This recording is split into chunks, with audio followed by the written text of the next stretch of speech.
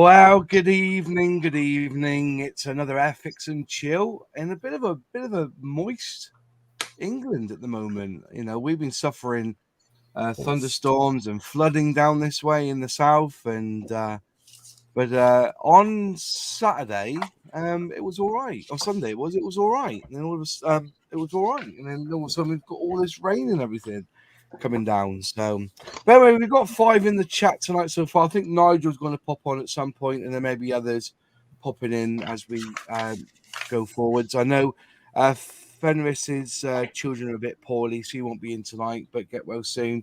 I've not heard from Sprue and Glue, but if he wants to pop in, he can do so as well. But we've got John, Alex, Scale Modelling. We've got Sully in, who's showing off his trophies, the bastard, from Sunday. We've got Alex in from Man's Modern Moments, who's now a shopkeeper. Congratulations there, mate. Hey. Your very own model shop. I'll leave a link in the description box below with where you can find him. And we've got John Parker in as well. Nice to see you, my friend. So, but before we go on to the big controversy, there's someone's been eking people out this week. I don't know what it's about. We're going to find out a bit later. But me and Sully went to the West Midlands Police Model Club Blue Lamp show on Sunday. And I know Duxford was on, and a lot of people were at Duxford. We toured on to this little model show, and it was an absolute delight to be there. It was a lovely venue, actually, Sully, I must say. Yes, it's really good. Yeah. It's really, really good. And they had, was it 4 dealers there selling their wares, maybe 5, but the tables were full of fantastic models. Loads. And I just want to give out a big shout out to the West Midlands Police Force. If you're there, just say hello to us in the chat and just say, I was at the West Midlands Model Show as well when I saw you, Moz and Sully. Just leave a comment in the chat there so we can say hello back. But I had a fantastic day. It was really well planned. I entered one of the categories in the model show, and I've come back. I didn't win anything, but I was really chuffed. Well, you kind of did, though, didn't you? Well, I did. We'll go into that in a minute. But, I put in my little whippet into the scale model class, which was under scale 42, wasn't it? So 48, 72. Put that in, and the winners were ones that were were very, very good, but they had added parts, didn't they? They had aftermarket on them and stuff. I think yours was. So I learned something there. I learned quite a bit because I got some really good feedback saying that the guy said the whippet looked really, really good, but you had a Challenger there, Challenger tank, and you had those. Is it the what was it? Won it? Sorry, it was now. I forgot. Oh, was it the the tugs? Wasn't it? Yes, it was a tug. Yes, it was one that little tug back. Well, 2 tugs, wasn't it? It was 2 tugs that won it, wasn't it? Yeah, I'm not quite sure which one it was. Yeah, I don't know. Yeah, but they won the competition. But I came away learning something from it. I've not really entered competitions before, so it was just really good. It was like I lost me virginity sort of thing, and I didn't come back with a baby, so that was all right. You know what I mean? So win-win. But yeah, but Sully won 4 awards. Yeah, was one of them the only one? There was only one model in the category that you won, wasn't it? Initially there was one, but then another one. It was put into one category, but then was put into the same one as mine. But mine came first either way. Yeah. So it was a bit of to be fair, it was a bit of a cheap win. It was a good win. It was a good win, but it was a bit of a cheap win. I should have put my whippet in your category as well. Then would have got 3rd place. What else? There, Models for Heroes were there, obviously, and somebody donated a scale model kit. And I went up to the and I noticed that to the Models for Heroes table, and I noticed that nobody had bought any tickets. I thought, well, nobody ever wins number 1 to 100, do they? I thought, sod this. So I went away and I came back and I noticed that nobody bought any tickets. So I goes, here's £10 worth, because £1 a strip. Give me 10 strips. So I go off 1 to 50. I had 1 to 50, and they called it out, didn't they? You had to call it out number 46, and I ended up coming away with Was it the Bearcat? Oh, no, nice. 1/32 scale. Is it Katari? They say. Is it Kotari? Oh my gosh! Kotari. Got one of those. Wow. Yeah. Kotari. So, yeah. That looks nice. Doesn't come with an engine apparently, but it's and for £10 more you can get the 1/24 scale Spitfire from Airfix, but by and by. So yeah, so I won this from the Models for Heroes, and I whenever I see Models for Heroes, I always put an extra couple of quid in the tin whenever I see them at a model show. So it was really good to have won that kit. So I came away a happy man. It took me 2.5 hours to drive up there, but nearly 3 hours, three hours and a quarter to get back because the traffic and the weather was absolutely horrendous. But big shout out to those guys at West Midlands Police Force and their Scale Model Club, and fair play to. I think they raised about 400 quid for the charity. Yeah, something like that, yeah. They're a good bunch. Yeah, they're a good bunch of boys and girls. Yeah, done a good show. Again, the second one they've done as well ever. So the first one was really good as well. So they nailed it from day one. To be fair, so yeah. But they've got to find a new venue for the next ones. But hopefully, back next year. Hopefully, fingers crossed. Yeah, I'm sure just as bigger and better than this one. Did you get a bacon sandwich while you were there? I was actually really good. I didn't, but the other half's mum popped in, and I got 2 Greg sausage rolls, so I was happy. Oh yeah, well I did. There was two bits of bacon in a row was £4.95. I thought it was a bit expensive, really. Was it good bacon? And then this morning I was there. I brushed my teeth and woke up this morning, brushed my teeth again, and about 11:30 this morning I was there. I goes, what's this in my mouth? Was a bit of bacon. I don't know where that came from. You know what I mean? Flick that away, definitely. But so we had a really good day out, and hopefully, because they said they got to find a new venue. The footfall wasn't as good as they had in previous years, but as they said, it was Duxford that weekend, wasn't it? So yeah, I think that was forgotten about, and I'm not sure if they'd realised there may have been 1 or 2 other shows on at the same time.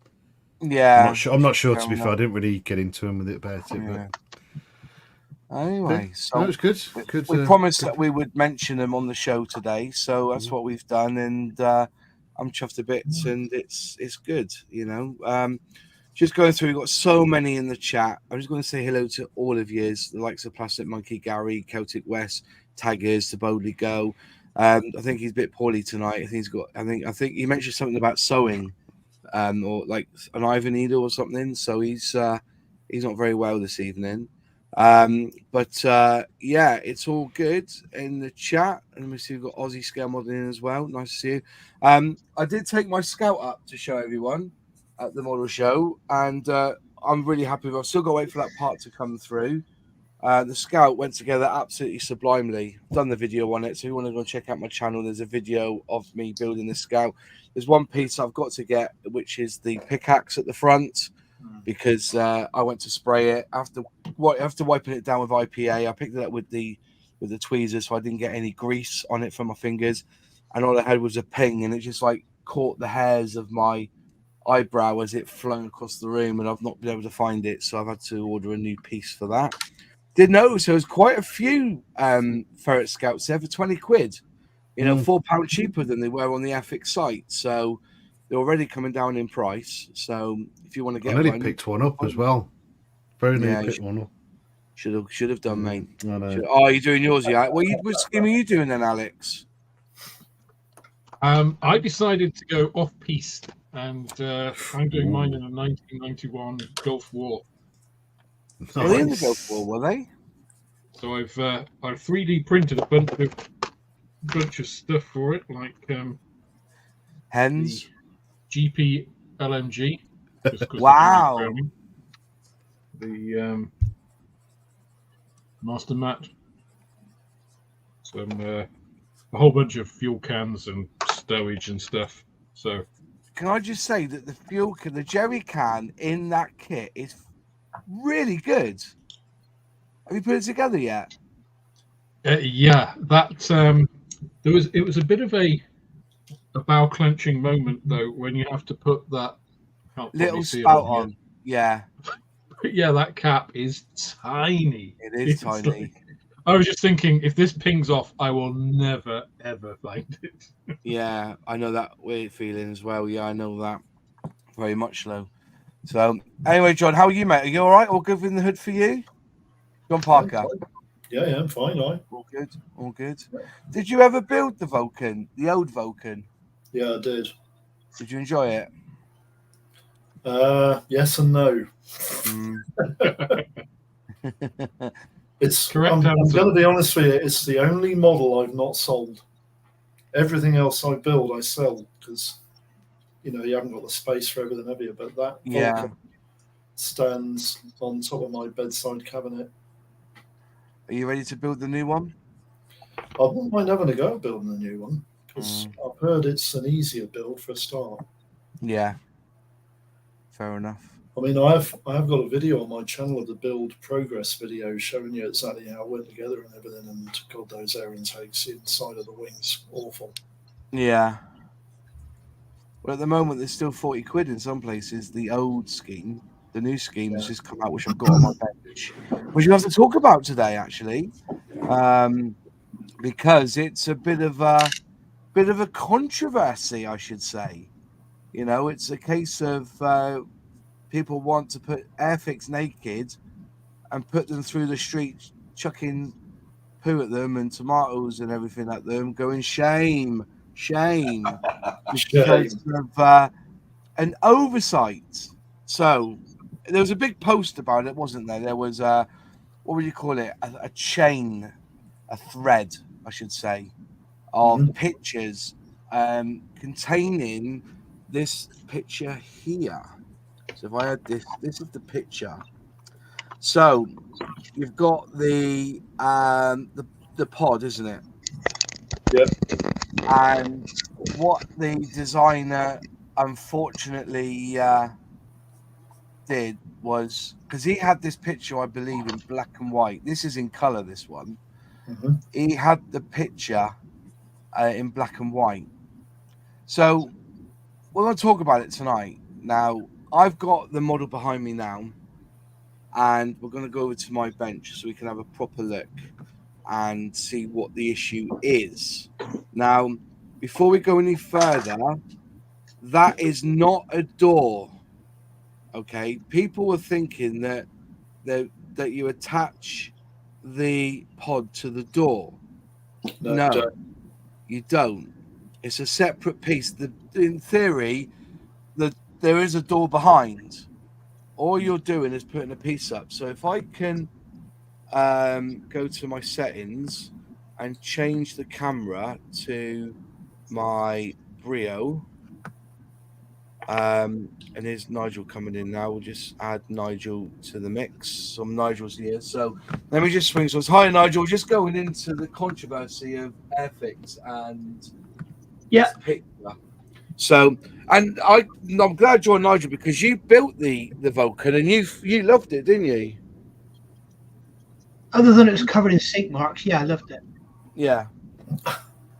But you worked hard on it, didn't you? Yes, and it's a beautiful model when it's built.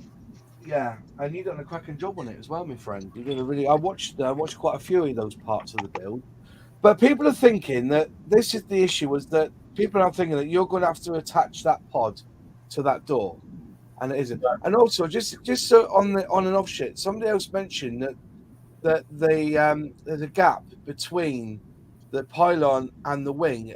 In this picture here, I can see a gap between the pylon and the wing. Can you see there's like a rod there, isn't there?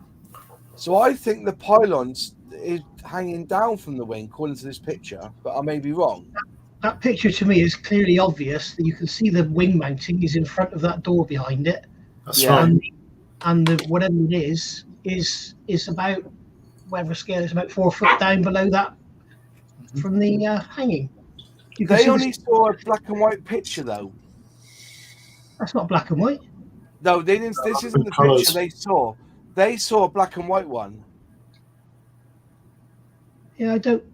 This picture here is a colour one. Like the people think they're supposed to attach that rocket, whatever it is, to the door. Yeah. Oh dear. Yeah.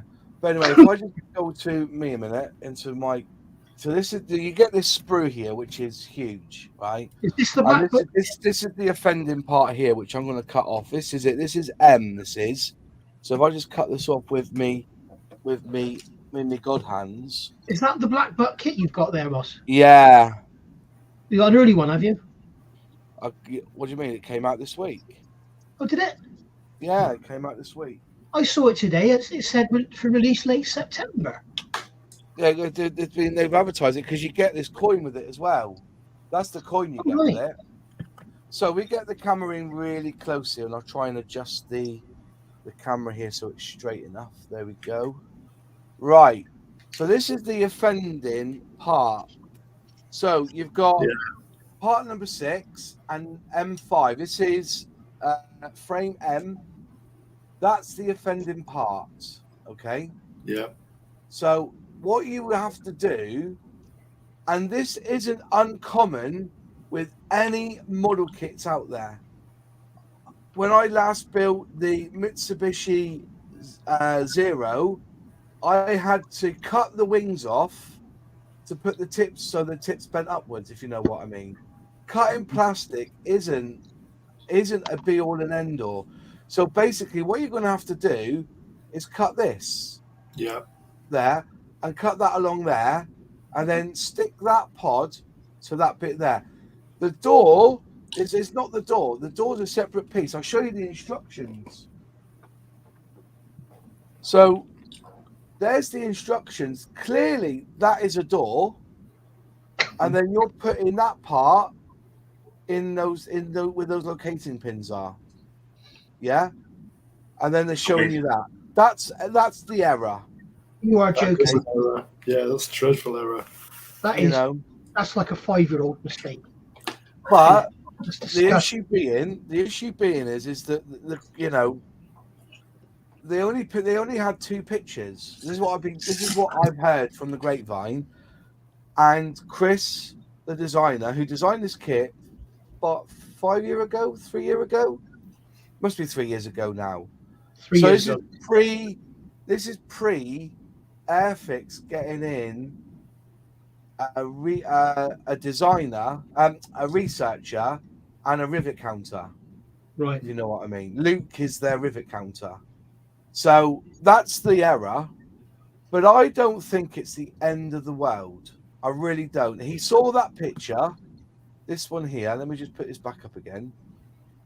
He saw this picture. And this was in black and white. This picture's coloured, but I'm sure I've heard that it was, and the pictures also I've seen, this exact picture I've seen in black and white. And I'm presuming that Airfix or Chris had that picture in black and white.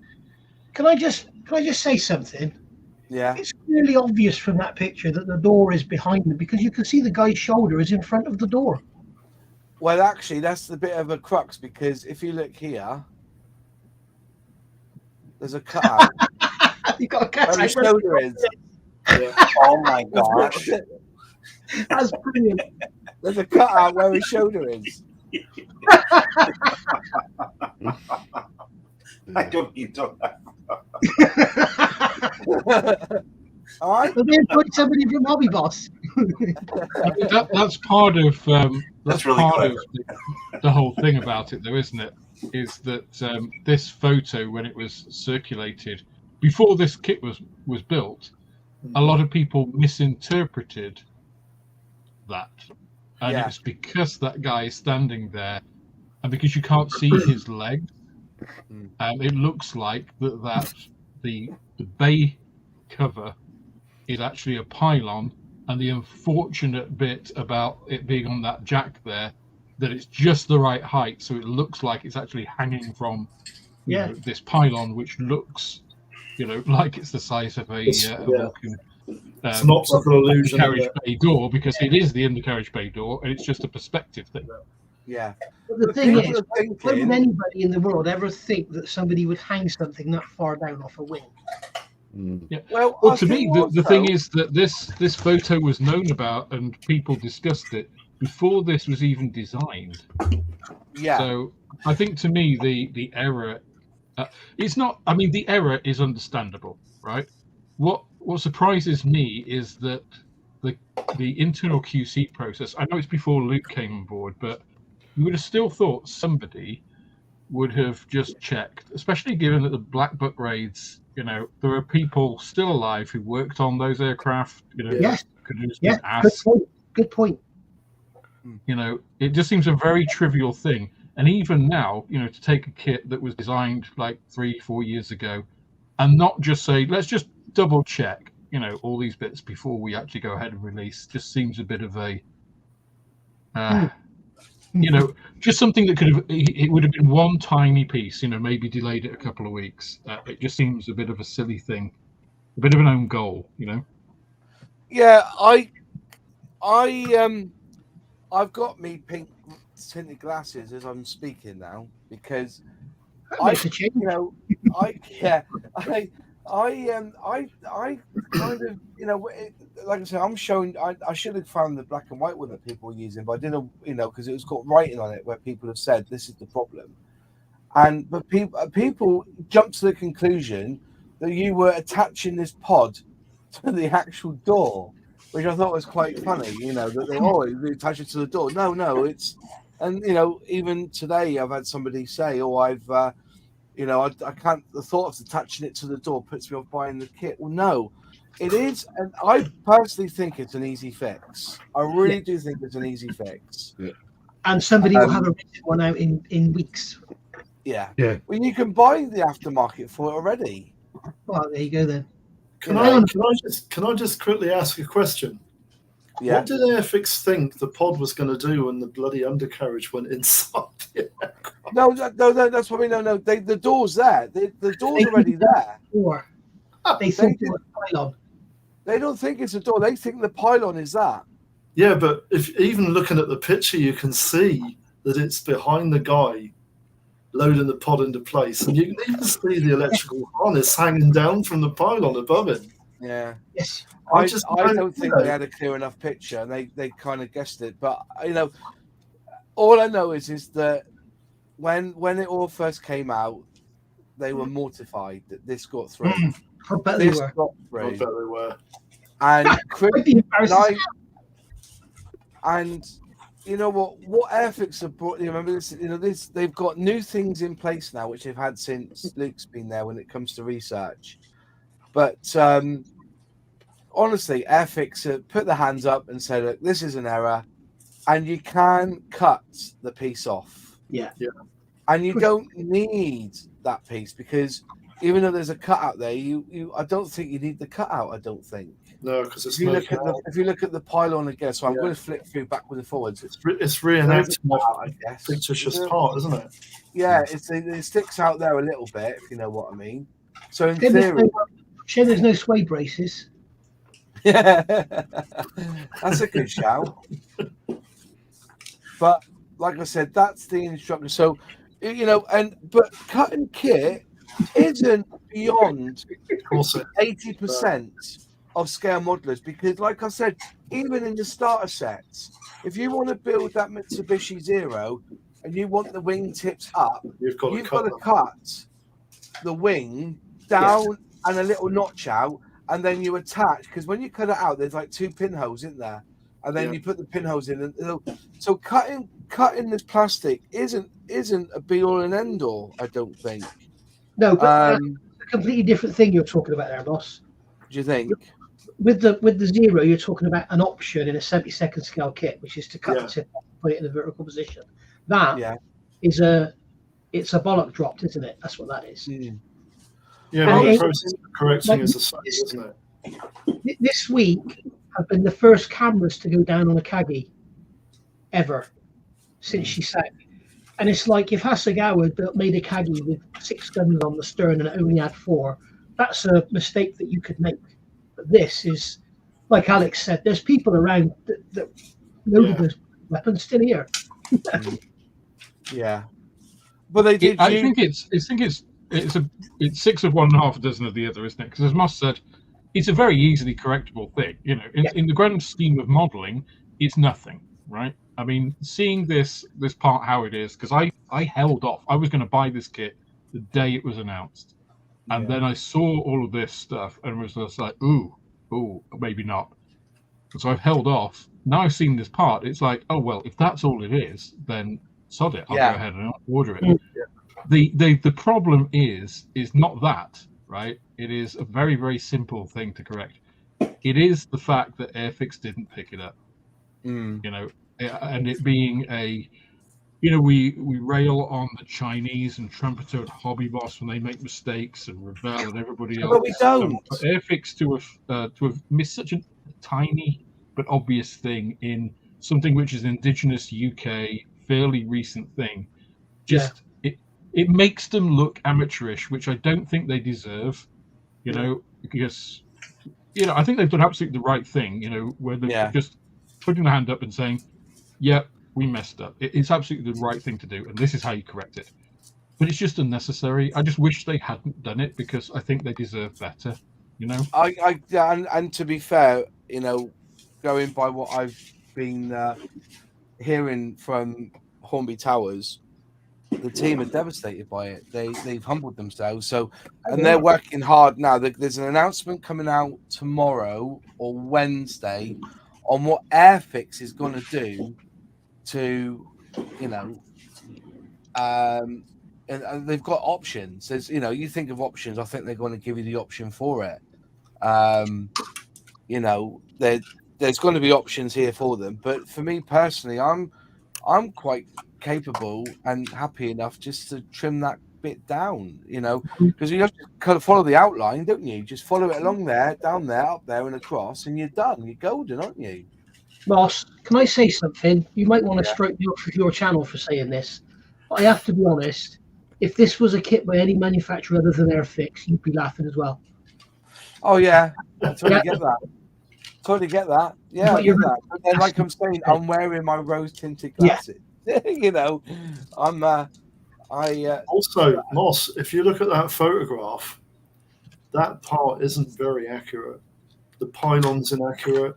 I know the weapon is very simple, isn't it? It's got no detail on the weapon at all. Yeah, but if you look at the pylon's got a mounting bracket on top of it that fits between the wing and the pylon. And then you've got other additive bits on the pod. Like, yes. And they're just not on that kit. There's I get that. There's also I think the other thing to point out as well, and you know, I can't remember who mentioned it. I think it might have been Moss. There are already aftermarket people who do this. Yeah. So there's kind of not a leg to stand on in the sense of like, oh, they only had to think. Other people have done it. They only had to look at what the resin guys had done and copy that in plastic. That's right. See, everyone's here going, like, I totally get where you're coming from. Suzanne Scamodelin saying, a 5-minute search on a local internet shows the ALQ-101 without the door. There's a surprising error. Yeah, but, you know, if you're talking 5 years ago, you know, I'm sure the kit was designed 5 years ago. They released it 3 years ago, didn't they? Yeah. They had the tooling all done 3 years ago, and that would have been released. But for the sake of COVID, it kiboshed any release from the stuff coming out of India, wasn't it? Yeah. So, and they had a chap who sent them that picture, or sent them a picture. And I'm under the impression that this was a black and white version, because all I've seen in this picture is black and white. I went looking for this, and I found this color version, because all the other ones I saw in black and white were on Instagram and stuff, and all had words written on it. I wanted a clear picture, and also I didn't realize that it came from a Buccaneer. That ALQ 101 from the Buccaneer. So it was retrofitted for that one use and one use only, wasn't it? Most of the stuff the Argentines used was supplied by the French. Yeah. So, the equipment that a lot of the RAF and naval aircraft had was totally useless. James Willard said, I have read Vulcan 607, and the photos in that book even aren't that clear on what the jamming pod was mounted on, apart from the fact they use Skyboat hard points. Oh, right. That's interesting. Because I haven't got that book. No, sure, I've got the other. I've got a Vulcan book based on the XH558, I think it is. So Taggers is right. A lot of plastic, but it is an expensive kit. It's 72 quid. Mm-hmm. Listen, I thought I should bring it up. I thought, as I say, get on the web. Let's get the part for it that's going to be said. And there it is. That's the part. I hadn't heard about this until tonight, Moss. No, fair enough, mate. Oh, it's all over. But then you're not a social media guy, are you? Are you? Can I ask a question on the same sort of subject but unrelated to this? Yeah. Did you ever find, because I've meant to ask you this a million times, you know, Airfix in the 124 Spitfire, they missed the control column, the rod that goes back under the seat from the control column. Right. It's not in the kit. The mounting points are there. What happened there? Do you know? I have no idea about that, to be honest. Right. I'll have to get Luke in to have a chat with him about that, or Chris. You're aware of the problem? Yeah, because wasn't Flory, was it? Somebody had brought it up. Yeah. Wasn't Gary's stuff, was it? I can't remember. Somebody brought it up, didn't they, in one of their videos? But I'm assuming so. Or was it the ailerons? Was it problem with the ailerons or something? I can't remember now. Now you brought it up. There was but it's interesting, isn't it? You know, but that is the source. But is it really the end of the world? This is the question. You know, people are slagging off Airfix, and it's one mistake. And how many releases have they had recently that's been pretty much spot on? I think, Moss, the problem is that is what makes that kit Black Buck. Yeah, I get that. Yeah. And that is the part they've messed up. Mm-hmm. Do you know what I mean? It's not like they've got too many ribs in the Bombay. That is like, you know. I think it's just the impression it gives. It's it's like I get that it was designed 3 or 4 years ago, but you know, if somebody done something 3 or 4 years ago and it was just like, you know, we should really release this, it's like, that's great. Let's go and just double check it, you know, because we weren't directly involved in that. Luke wasn't here. Luke, just go and just do your due diligence on this. You know, take a couple of weeks, and then we'll get it, you know, cracked out. Yeah, that's all it would have taken, and I'm sure Luke would have gone along, because there's an identical photo to, well, not obviously identical, but there's a photo that goes with that photo on the, you know, that shows that pod with the pod actually mounted. It's like the next one in the series. There's 2 photos. Yeah. One is this one, and then the one is the actual pod mounted on the pylon. You see that, and it's just, and then it's obvious, right? It's just like, oh, right, that's just on the trolley waiting to be mounted. You know, the guy's obviously standing in front of the landing gear bay door, and they're just prepping it to go up on that pylon. And then it becomes obvious, whether it's in black or white or not. So it's just, it's the impression it gives, I think, is worse, is the greater damage than the actual kit, you know? It's just all those naysayers of Airfix are just going to go point to this and say, there you go. You know, they didn't do the due diligence. You know, this is what, you know, Airfix is. They haven't changed, blah, blah, blah. Rather than, you know, this is the Airfix that we saw at the press release day, you know, with all the stuff they did on the Sea King, etc. So I think that's the damage it does to Airfix, is the reputational bit, you know. And I just feel for them because they don't deserve it, I don't think. Question for the panel. Can you name a company that got all their kits 100% correct all of the time? Not offhand. Yeah, one that released only one kit. Yeah. Yeah. I think Otari. I think Wing Not Wings. Oh, but yeah, possibly. To prove.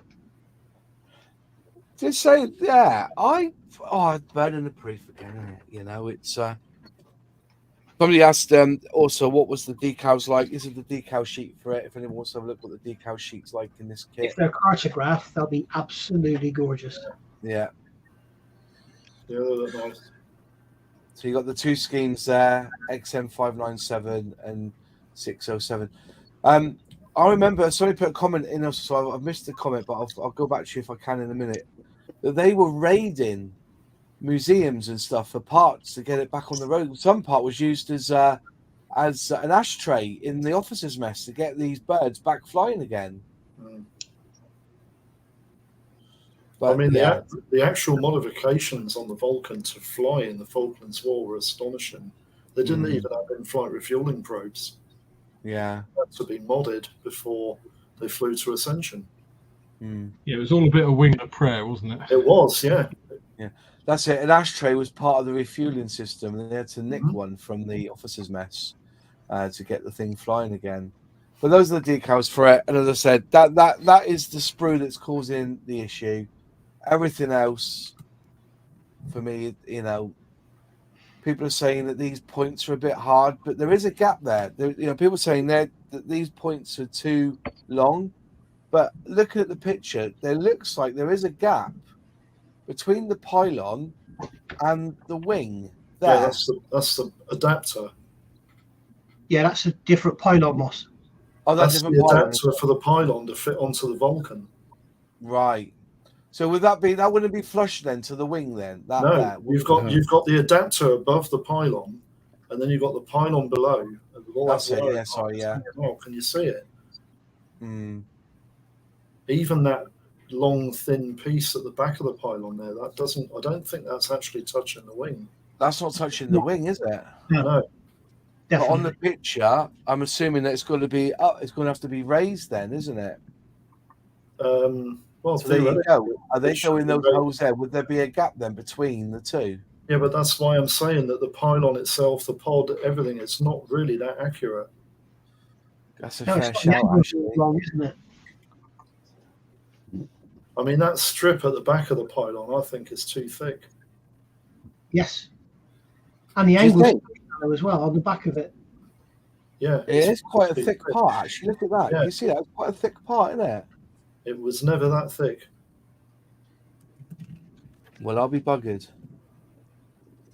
So in hindsight, what they need to do really is to re-engineer that part, don't they? Yeah, I mean, if they re-engineered that pylon and sent it out as a fix-it, then that would. I mean, other companies have done that before, haven't they? Moss, can you put the instructions down a touch? Isn't that two different versions? No, you got one on one side, one on the other, haven't you? No, that's two different hard points. You've got version A and version B. Look. Oh yeah, you have. Yeah, version A, version B. Sidewinders, and then down the bottom you've got the messed up one. Yeah. You're not using both. You're only using one or the other. Those missiles. Yeah, one's for the ECM pods and one's for the Shrikes. Yeah. Yeah. So in theory, then, on the wing, where's the? So you've got missiles one side on the pod on the other. You're saying? Yeah. No. Weren't the Black Buck missions flown with two ships? You had one jammer and one attacker. Right. I see. Oh, that's right. Yeah, you did. Yeah. So they didn't have one jammer on one wing and then two missiles on the other. No, you had four. Usually, four Shrikes on the attacking aircraft. So I would have jamming pod on the other one. It was all or nothing then. So there you go. So it's not that bad. That one's thicker. Yeah. Than that one there. Okay, I get that. So I thought they had a pod on one side. Yeah, that's right. Yeah, I get that now. My bad. The pod's not actually. The pod itself isn't actually that terrible, is it? Well, there's no detail on it. It's just no. There's no brackets on the top in the middle of the top of it, but it's not that bad. I've seen worse. But is that right? The fin underneath. Yeah, that is right. Yeah. Right. Okay. So going by that picture there. That's on the picture. Can you see it? Yeah, you see the fin there, can't you? Held up with wooden blocks, obviously. Yeah. It's in a wooden cradle, isn't it? Yeah.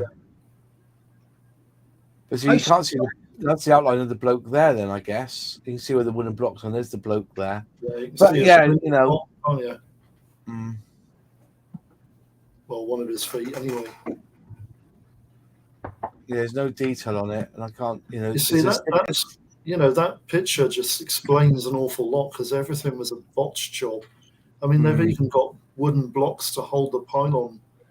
Yeah. Do you know what I mean? It's They've They got a wooden cradle that sat on wooden blocks on Yeah. a trot made for something else. Yeah.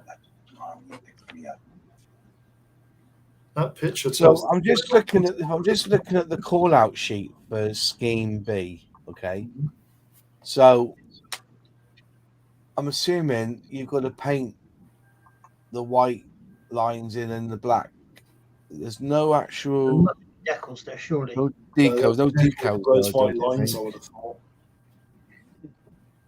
There's You no probably- decals for that Probably pod, have but to there paint is. the symbols avionics on there. sections. Yeah, but they're definitely white lines, aren't they? There'd be a decal for that.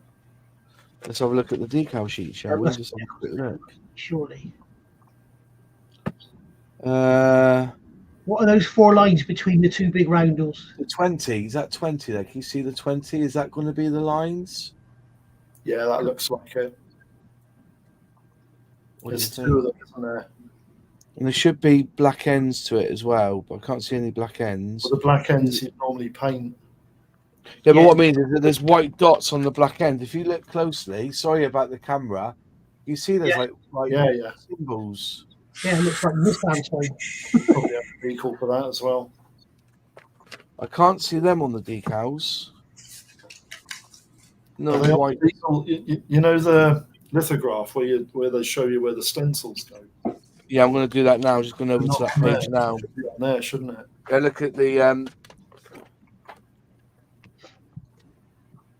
There you go.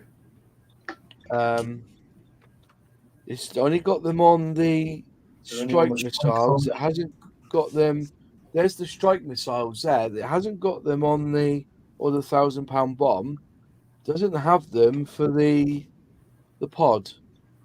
There's no markings there for the pod. Anything on the back of that sheet? No, it Yeah. says A and B here. Okay. But A and B stencil data. There's the strike the missiles for ×4, but and there's the £1,000 bomb. so I wonder how clear their reference photo was.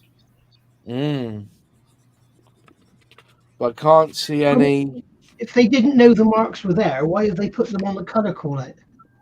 I have no idea, but Jonathan Mock's the man we need to ask for that because he's done that. But they don't seem to show. I can't see them on the decal sheet. Just making sure because that's scheme A, scheme B. Just making sure you got the bomb there. Oh, there they are. Boom. Sorry, my mistake. There they are. There you go. So Right. they have got markings on the pod. So that's 3/4 of the way there, isn't it? Mm-hmm. And you've got to paint the black front and rear section. Yeah. That's not a problem though. No. From that drawing hanging off the bottom of that door. Yeah. So yeah, I see that now. Yeah. Surely somebody looked at that and thought, "There's no way this is right." Surely. Well, I don't understand why they thought it would be mounted on the door. But even if they thought it was a pylon, Once the undercarriage goes up, it would just rip that pod off, wouldn't it? imagine a conflict. Yeah. Yeah. I think these things just happen, don't they? Yeah, they do. Yeah. At least they put their hands up and said, "Sorry, it's our fault." Yeah. Fair play to them. Yeah. Yeah. Hobby got their A20, A26. They just ignored everyone. I mean, there's absolutely nothing right with that kit. Do you know what though? Unless this was brought up to me, I wouldn't have known. To be honest. Sure. Yeah. I don't know the Vulcan that well to say, "Oh, that's wrong." I think that decal for the instrument panel should be black. That one there should be black. I think it should be black. Yeah. But when you paint that black, then put it on. It's a decal clear. Yeah, That might be all right then. Yeah. Yeah, that's all right. that's clear to me. I've got my book here. You can't see anything in the cockpit. No.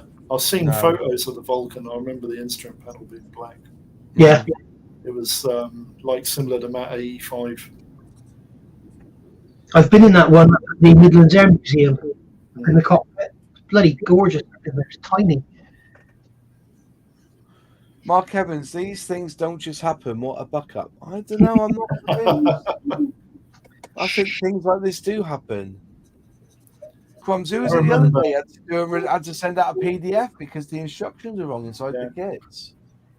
I remember getting a Hasegawa kit once of an SU100, and they put a second instruction leaflet in because the first one showed you putting the body shell on round the wrong way.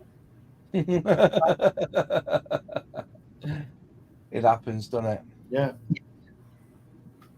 So the chassis was back to front, So companies, even companies like Hasegawa and Tamiya, they mess up here and there. So Hobby Time, the Black Buck had one ECM pod and a full bomb load. Later, Black Buck missions had 4 strikes, and on one of them had 2 strikes and an EMC pod on the other pylon. Does that sound right to you? Maybe. Don't ask me. I always thought it was 2 ship missions, but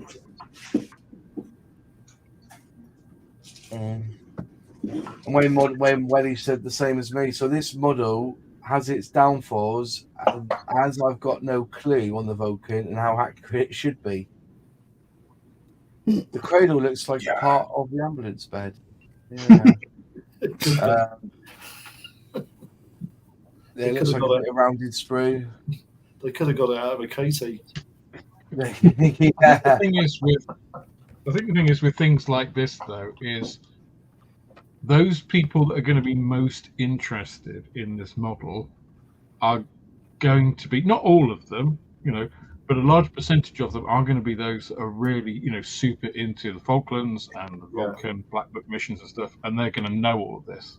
So I think that's why it came up so quickly, was because it's kind of a self-selecting kind of audience, which makes it, doubly important, I think, if you're just releasing a Vulcan, if this was just the B2 release, then it would be fine, right? Because loads of people like the Vulcan. If you got something a bit more specialized, I think it's always worth the extra check, which again just comes back to the whole, why didn't they just run a quick one by a special interest group, or a couple of people that have been working on it, or whatever. But that goes against the secrecy, then, doesn't it? They're very secretive. Yeah, but there's a point of, there's things like non-disclosure agreements and stuff, aren't there? You only need a couple of people to be able to apparently the person who helped them design it, he was a Vulcan expert, I gather, because they do have experts who work with them to do these planes. But there's people that think they're experts that know bugger all. Yeah, true. It's like, if I need to know anything about a Fokker Wolf, I'll always come to you, Solly. They should just go back and publish his name then. It's like, well, we asked this guy and he said it was fine. Yeah, go back to him, yeah. So let's go back to the guy who carved out the tooling. Let's really do that, shall we? Yeah. Old 92 says they can redo the Shrikes while they're at it. Yeah. The front fins are way too small. I was just about to say, Moss, having built the kit and having seen Airfix's latest sort of productions, that looks like it's from a different era. Does it? It just looks... If you told me that was out of a starter set, I'd believe you. It looks very, very simple. When you look at the Vulcan model that it comes out of, it's bloody beautiful. And I don't know, it just looks... I know what you mean. It looks like an old Hasegawa kit from the 70s, doesn't it? Yes, yeah. Yeah, those Shrikes look very average. And the pod. What are those things? What are those? Is that guns there in the middle? To be fair, though, the pod, the ALQ or whatever it wasn't like the modern ECM pods. It is just basically a couple of tubes welded together. I put a message actually in the private chat, Moss. I don't know if you've seen that one. Yeah, I've seen that, but I can't do nothing with it at the moment because I'm on overhead. But it's just a really basic thing, Right. So I don't think the molding of it is actually that bad. The Shrikes, I do agree, are a bit under par. Yeah, they don't look right. So those bits there that you see, they're not guns. They're, they're the right. They're the mounts They're- for the price, right. yeah. Okay. yeah. Again, But now, another- you know, other than that, but like I was just saying, that the actual instructions are pretty good. Yes. You know, they give you masks and everything, templates and everything in this kit, don't they? Whereas How I do saw there was how do they they, do the air intakes just for interest? the air in, there you go. They There you they put templates there so that you can spray it so that the upper surface camo when it goes up to that yellow line. Well, that's a good idea. What I did with Give you those, that. boss, I put sellotape over those templates, and then laid masking tape over, and then cut through, and then peeled the masking tape off the set.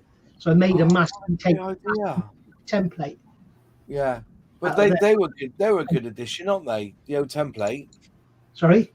The templates are a good addition Yeah, Yeah. yeah, they are. because I've always said, why don't they put templates of masking up the canopies like they do at Armor Hobby? Yeah, that would have been nice. Somebody actually said that to me the other day. Emailed me and said, you know, why can't they put a template on the page where you can mask up your canopies? I said, well, Armor Hobby do it anyway. Why can't I just put a masking sheet in there? Yeah. And then you also have the jigs as well, don't you, to do the Yeah, the jet pipes. jet They're pipes, all yeah. awesome, they are. But you've got to cut out. I'm just saying, cutting out plastic isn't a be all and end all of everything. Surely, we drill holes in plastic all the time, Mhm. depending on what you want to do. It's But a you know, so I've always said the undercarriage always looks pretty swell on this. It must be robust for a heavy. You know, oh yeah. we've all built where the canopy is so weak it breaks. But that looks a really good build up. That does. To be fair. I'll tell you what, compared with the old kit, that is absolutely superb. It is Yeah. gorgeous. Just looking, I mean, look at the actuators on the undercarriage doors. You have none of that on the old kit. No. How long did it take you to do it, Nigel? Wasn't it like 2-week job for you? No, it was more than that. I've got it here. To build it? It's it was a good couple of months, I think. But you see, I thought you built it quite quick and you spent a while painting and weathering it. That's what I thought. right, I probably built it quite quick, yeah. But the Yeah. see, I almost got caught out because I've got a reference picture of the model I built, and I wanted to do this one because it's got a kiwi instead of a round circle in the middle of the roundel, and it had a massive hydraulic leak out of one of the wheelbays. So it's got this black streak. And it wasn't until I read the comment and it said something like the hydraulic leak in the starboard wheelbase. I looked at the picture, I thought that's on the port side. And then I realized the picture was backwards. The picture had been printed backwards. So I almost got quite out like Airfix did. Yeah. But anyway, when I bought it with the coin as well. So let me get the coin out because I tell you what, I've got all of them now. This is it's quite a lovely coin, to be fair, if I'm allowed to say that. There you go. You get this little Operation Vulcan Black Buck coin, medal, whatever. Big chunky thing as well. Mm. So you know you get that. I've got them all now. I've got the other. So I've got the Operation Chastise one that they gave Airfix, and then I got the limited edition Gloss the Meteor with the Airfix Club logo on the back, and then this one's quite a cool one, but it's got no colour in it. It's just that's the one that went through Tower Bridge, Hawk Hunter. So I'm collecting. I need to put them in something now. I've got loads of them. But that's the coin that came with it, and that's why I bought it for the coin because I only paid £17 for it. What? Because I had 5,500 horny hobby points, Right. so I used that against it. And what made me laugh was when I used my hobby points, it dropped me down below free postage and packing, so I had to pay postage and packing there because it dropped me down for free postage. All the way down to got to pay for postage now. But I ordered it on the It's day. a rookie error, Moss. You should have just bought another kit. I did. I didn't realise. I've done that before. I didn't realise until I pressed pay that I then actually paid the postage. But don't get me wrong, here's one for you. Bless them, they sorted it for me. I pre-ordered the Land Rover and the Scout back in January, and they released them on the same day. And they invoiced me twice, so I had postage on both of them, and they came in one box. So I emailed them and said, hang on a minute, you buggers. I've been charged twice here for postage, and if I bought the kits together, they would have taken me over free postage, and they refunded me straight away. So yeah, that's all right. Yeah, refunded me straight away. Yeah. How much did you pay for that Vulcan with the postage then? 20 quid. So I'll give you 25 for it. There you go. Oh. I got a nice. I've got a lovely. He's thinking about it, you know. Yeah, he is. I've got a lovely kit here that I won at the weekend. He's got a lovely Spitfire if you want it. I've got one of those, and it cost me absolutely nothing. They sent it to me for free. Nice. There you go. And there's you saying you get fuck all free, Nigel. I get loads free. Yeah. It's part of the what's it called? It's the celebrity lifestyle, isn't it? You know. That's right. So we've gone over that. Is it, like I said, is it should Airfix really hang the, you know, is this a deal breaker for people with Airfix, that one piece going wrong, or should we now look at what options have they got? Should they refund people for that part that's wrong? Should they offer us another part? What's your thoughts? What do you reckon Airfix should do to get themselves out of this mess? I think they should offer a correction. Yeah. So maybe perhaps another pylon, so you can cut that ECM off and then mount it on a new pylon. But how long will it take them to re-engineer that tooling? To make the tooling. Yeah, but if you're going to cut the pod off that pylon, you might as well cut the top pylon off as well. That's so really what they should be sending you is a new sprue with a pod and a revised pylon. Yes. Yeah. I mean, I could do it. We could all do it. But you're 12 years old. You're sat at your kitchen table with a pair of scissors and a bread knife. You know. Right. I mean, somebody who might only have built 5 kits in their entire life might have bought one of those. Yeah, they probably have. Do you know what I mean? There will be people out there that have never built a kit in their life bought that because of its because of its status. So James Bullard suspect they'll offer to send out the correct part free of charge, you know, but they can't do that now because to retool that, well, it's going to take a few weeks, surely, to do that. Yeah. Oh, yeah. Easily. Easy. Even to retool a replacement part would take at least, I would have thought, a month. Well, Tabodigo reckons they'll resin 3D printed part, which is what Matt from Model Minutes said in our Discord. He reckons, or at least offer an STL file to print your own if you need to. Why can't they give you the contract and then you can do it on your machine? On that Humbrol machine? Oh, that's a chance, mate. You'd make a bomb. I'll go, yeah. I'll give them a No, you free wouldn't. peg Not at on the same what time. that Humbrol machine produces. Yeah, that's what they're going to do. They're going to offer you all an STL file plus a 3D printer from Humbrol to print it with. That's what they're going to do. They must have loads of stock. To put it in comparison, a little company up in Scotland called Aerocraft made a brass nose gear for the A20 and 1/32 scale, and it hasn't worked out very well. So he's designed a part that you can add to the wheel bay to make it stronger. Free of charge, contacted everyone who's bought one. He'll send you one, or he'll send you the STL file. Yeah. So you can that's what they need to do. Mm. Yeah, but it's not. You're not comparing apples and apples there, are you? I mean, No, a one-man plastic band. resin is two different things, isn't it? But they could they a could one-man easily band doing that make is that part. is much easier than a company which is, at the end of the day, controlled by an investment fund. Yeah. You know, the amount of money to retool a replacement sprue will cost an awful lot. Yeah. And how are they going to recoup that cost? Well, I think what they'll probably do, this is my thinking wisely, what they'll probably do is where they've done that pylon in that pod, they'll fill that with something, they'll weld it back up, fill that hole in, and then make it so that there's two separate parts, and then you'll have to attach that pod to the pylon after.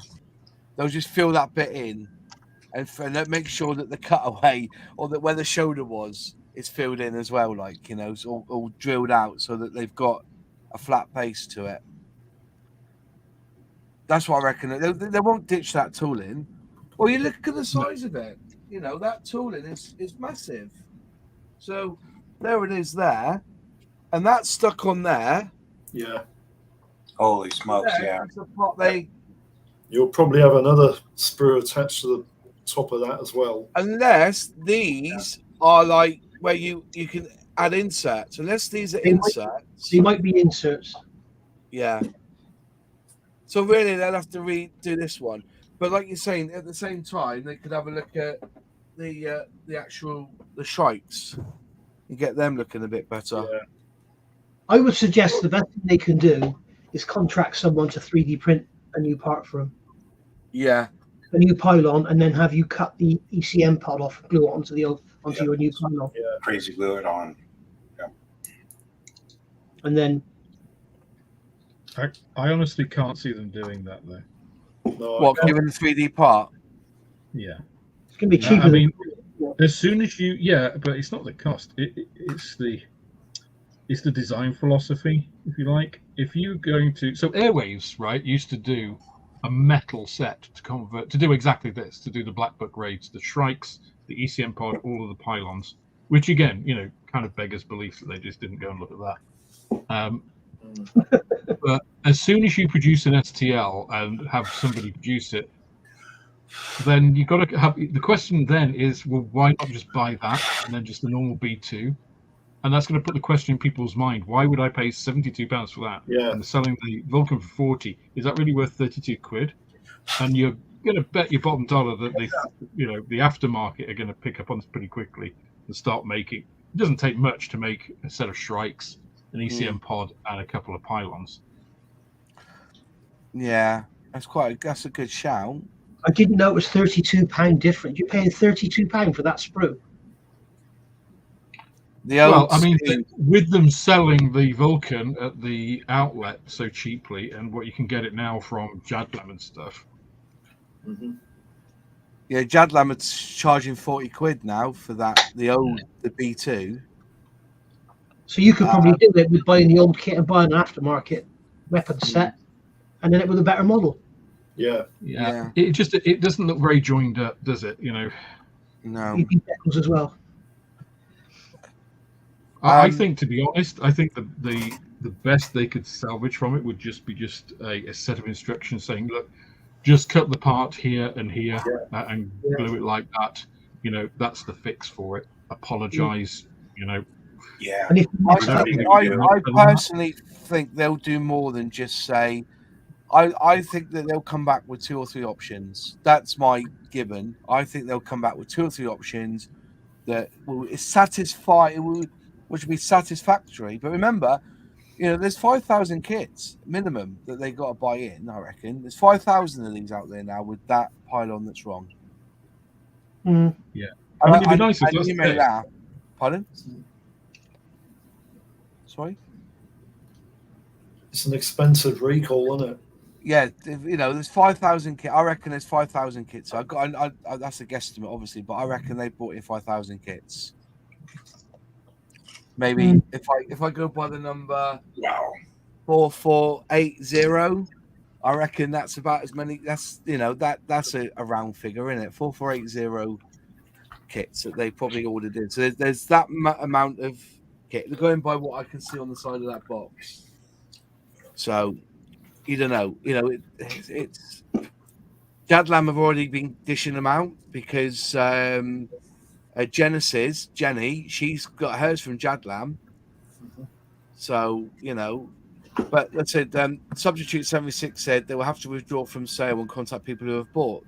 They won't contact them directly. What they'll do is they'll put out a huge press release, and they'll probably be either tomorrow or Wednesday, There'll probably be a video on YouTube explaining what went wrong, and then we'd have to decide way forward. But what I've been told is they're devastated by this because it shouldn't have happened.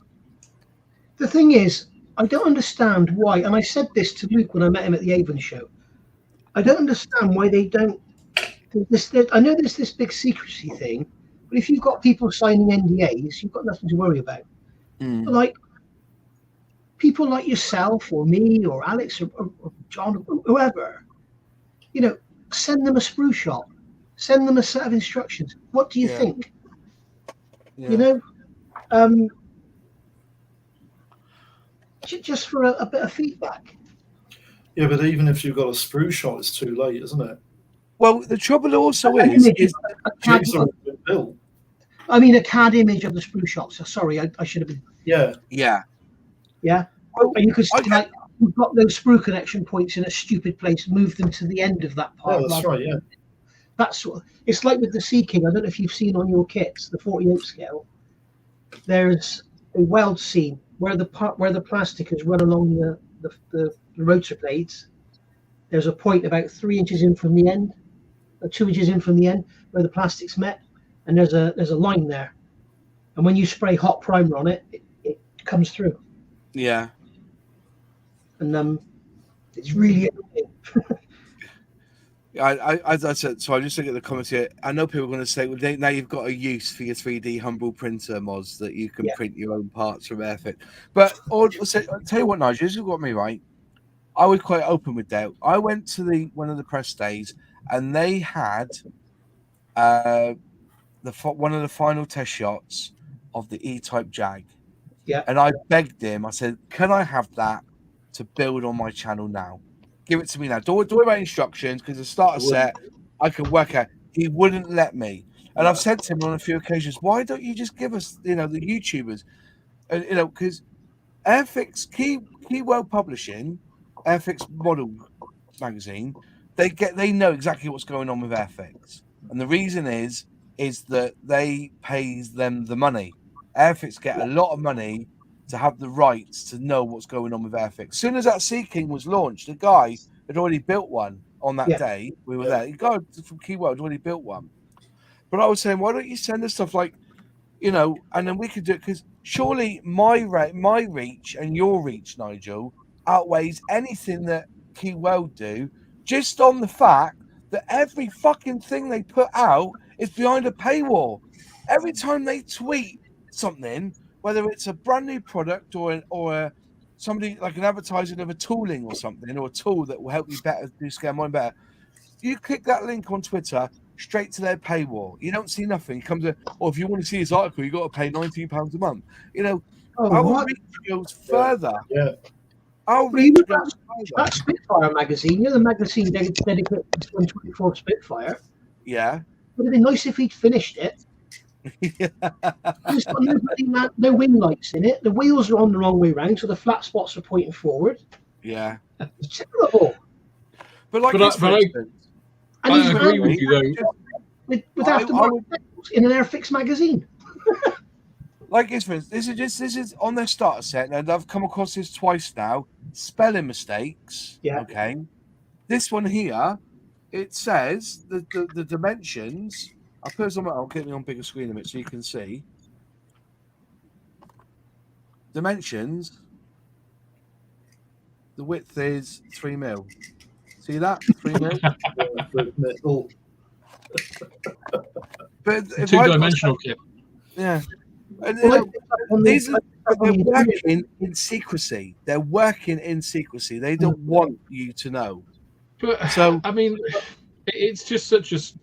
Okay, I'll call it as I see it. I think that's stupid, because I mean I've worked for. I'm not trying to blow my own trumpet here, but I've worked for companies with like 100,000 employees that deal with pharmaceutical stuff worth billions, and they deal with NDAs all the time, and with far less secrecy than that, right? And they manage to keep everything under wraps because obviously, if somebody betrays that trust, they're ostracized and never dealt with again. So that keeps people in check, right?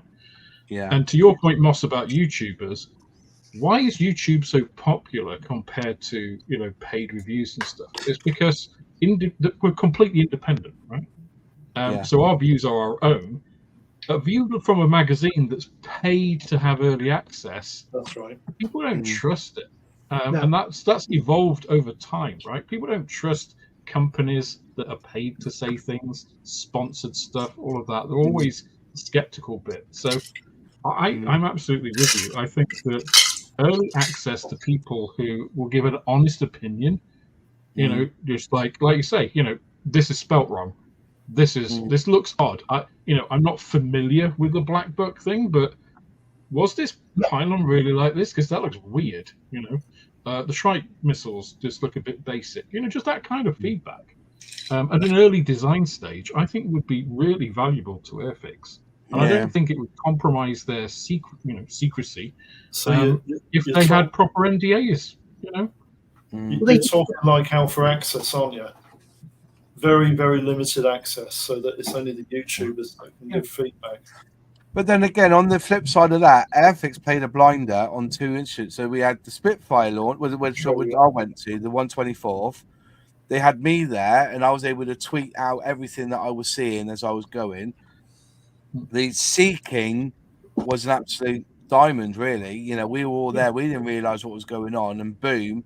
And you had all these YouTubers filming and putting out content. I even shared the live event on an iPhone, to it, and they got really good views. They are a company that's very forward when it comes to involving us. But yeah, if I had the opportunity to grab that. What's that, Nigel? But it's 6 of one and half a dozen of the other, though, isn't it, Moss? Because I absolutely agree with you. I've only been involved in the one event, but the openness, the honesty, the access, was fantastic. And of course, I'm going to talk about that. They gave us the kit, yes, but I also pointed out the, like the short shot and stuff. I'm not going to hide that. It's because it happened, and it's something they need to address, the QC. It's an honest opinion, which is why people watch, why people then believe the opinion. I don't think, the small things that people have said about the Sea King, have really affected its sales. It's been very popular, I've got a couple in the shop waiting for people to buy them. It's just, and then on the other hand, you've got this kind of super secrecy, which, these surprise announcements, which are nice, if they get them right. The Seafire, I think everybody was happy to see that. Some lovely schemes. I bought one because I think the schemes are fantastic, even though I've done a lot of Spitfires recently and slightly jaded with the aircraft. But that scheme kind of pulled me in. I was really excited about the Black Buck stuff, and then bang, suddenly you see this, and it's like, oh, okay. And it only takes a little thing like that to muddy the waters to make what could have been, a really good release at, let's face it, a pretty dull time of the year, probably financially for them, into something which is, it might break even, it might make them some money, it might lose a bit, which is a shame, right? Well, if we hear what we were told, that Airfix tried to make their money back on the tooling after the first release. So this is coinage, isn't it? This is going to help with their profits, and seeing, that the online sales have gone up massively for Airfix this year. Because I sent you the article on the Discord group. They've done really well. Don't know about the Hornby side or the Sketch, but the Airfix looks like the Airfix side has done really, really well. And the reason I buy Airfix stuff from Airfix website is because I want it as soon as possible so I can get the review up. Now, when it comes to Tamiya stuff, Revel stuff, or anything else, I buy them directly for model shows or for model shops. That's how I've done it. But when it comes to Airfix, I feel that I have to go down that route, and that's why my credit card, I make sure the expiry date is at least a year long, because if it cancels, then I got to go in the back of the queue to get me kit, because we can't take payment. I'm down at the bottom of the list. So, but a couple of questions was asked don't they get people to build these kits? Yes, they do. The guy who's built every single scale model kit recently, right from the start, is the guy who does the instructions, because he builds them from scratch, doesn't he? The guy who does the instructions. I'd love to get him on Airfix and Chill to talk to him about how he does instructions, because I think Airfix instructions are the best around. The starter set one should be in every single Airfix kit, even tell you where to put the glue. You know what I mean? They're brilliant. Obviously, you can't, because when you think about it, starter sets 30 or 40 pieces. You know, you're not going to get a kit which has got 300 pieces and tell you everywhere you've got to put the cement. It's never going to work, is it, to be honest? So, but anyway, so there is somebody, and they do have a guy now. They've got to give him a name. He's the man with no name, or like it's like Airfix's Stig, if you know what I mean, who actually built their scouts. Well, we could get him on Beyond the Box, Moss, because then he wouldn't have to show his face. Yeah, exactly. We must get him on there, definitely. Saying that I'm trying to pin Ethan down this week to get him on here next week. That's the plan, anyway. Yeah, Ethan's on holiday this week. When I was speaking to Luke at Avon, two things, because I pointed out some instruction errors on the Sea King. Yeah. On color call outs, and he's like, "Yeah, we should have spotted that. Thank you, Nigel. You're right." And he also said that they need people to build models for them. So I don't know, because I said to him, you know, if there's anything I can ever do to help you, let me know. And he said, we do need people to build models for us. Yeah. So maybe they'll get in touch with me. I don't know. But I've also found with that Sea King on the red and grey scheme, there's a load of mistakes in the colour call out as well. They're silly little schoolboy errors, like you say with the printing. And I don't know. They used to do NDA agreements. Yeah. Because Peter, my friend at Airscale, they used to send him kits so he could make his cockpit sets before they release. But now they won't send anything out before release, will they?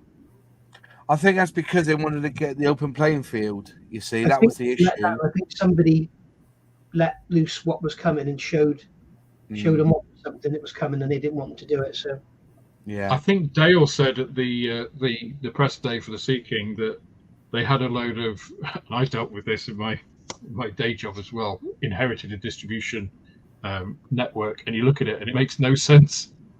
So they had a bunch of agreements with people, I think, with different like conditions and stuff, and they just, I think Dale said, we just decided to bin it all and just, you know, make it an even field for everybody.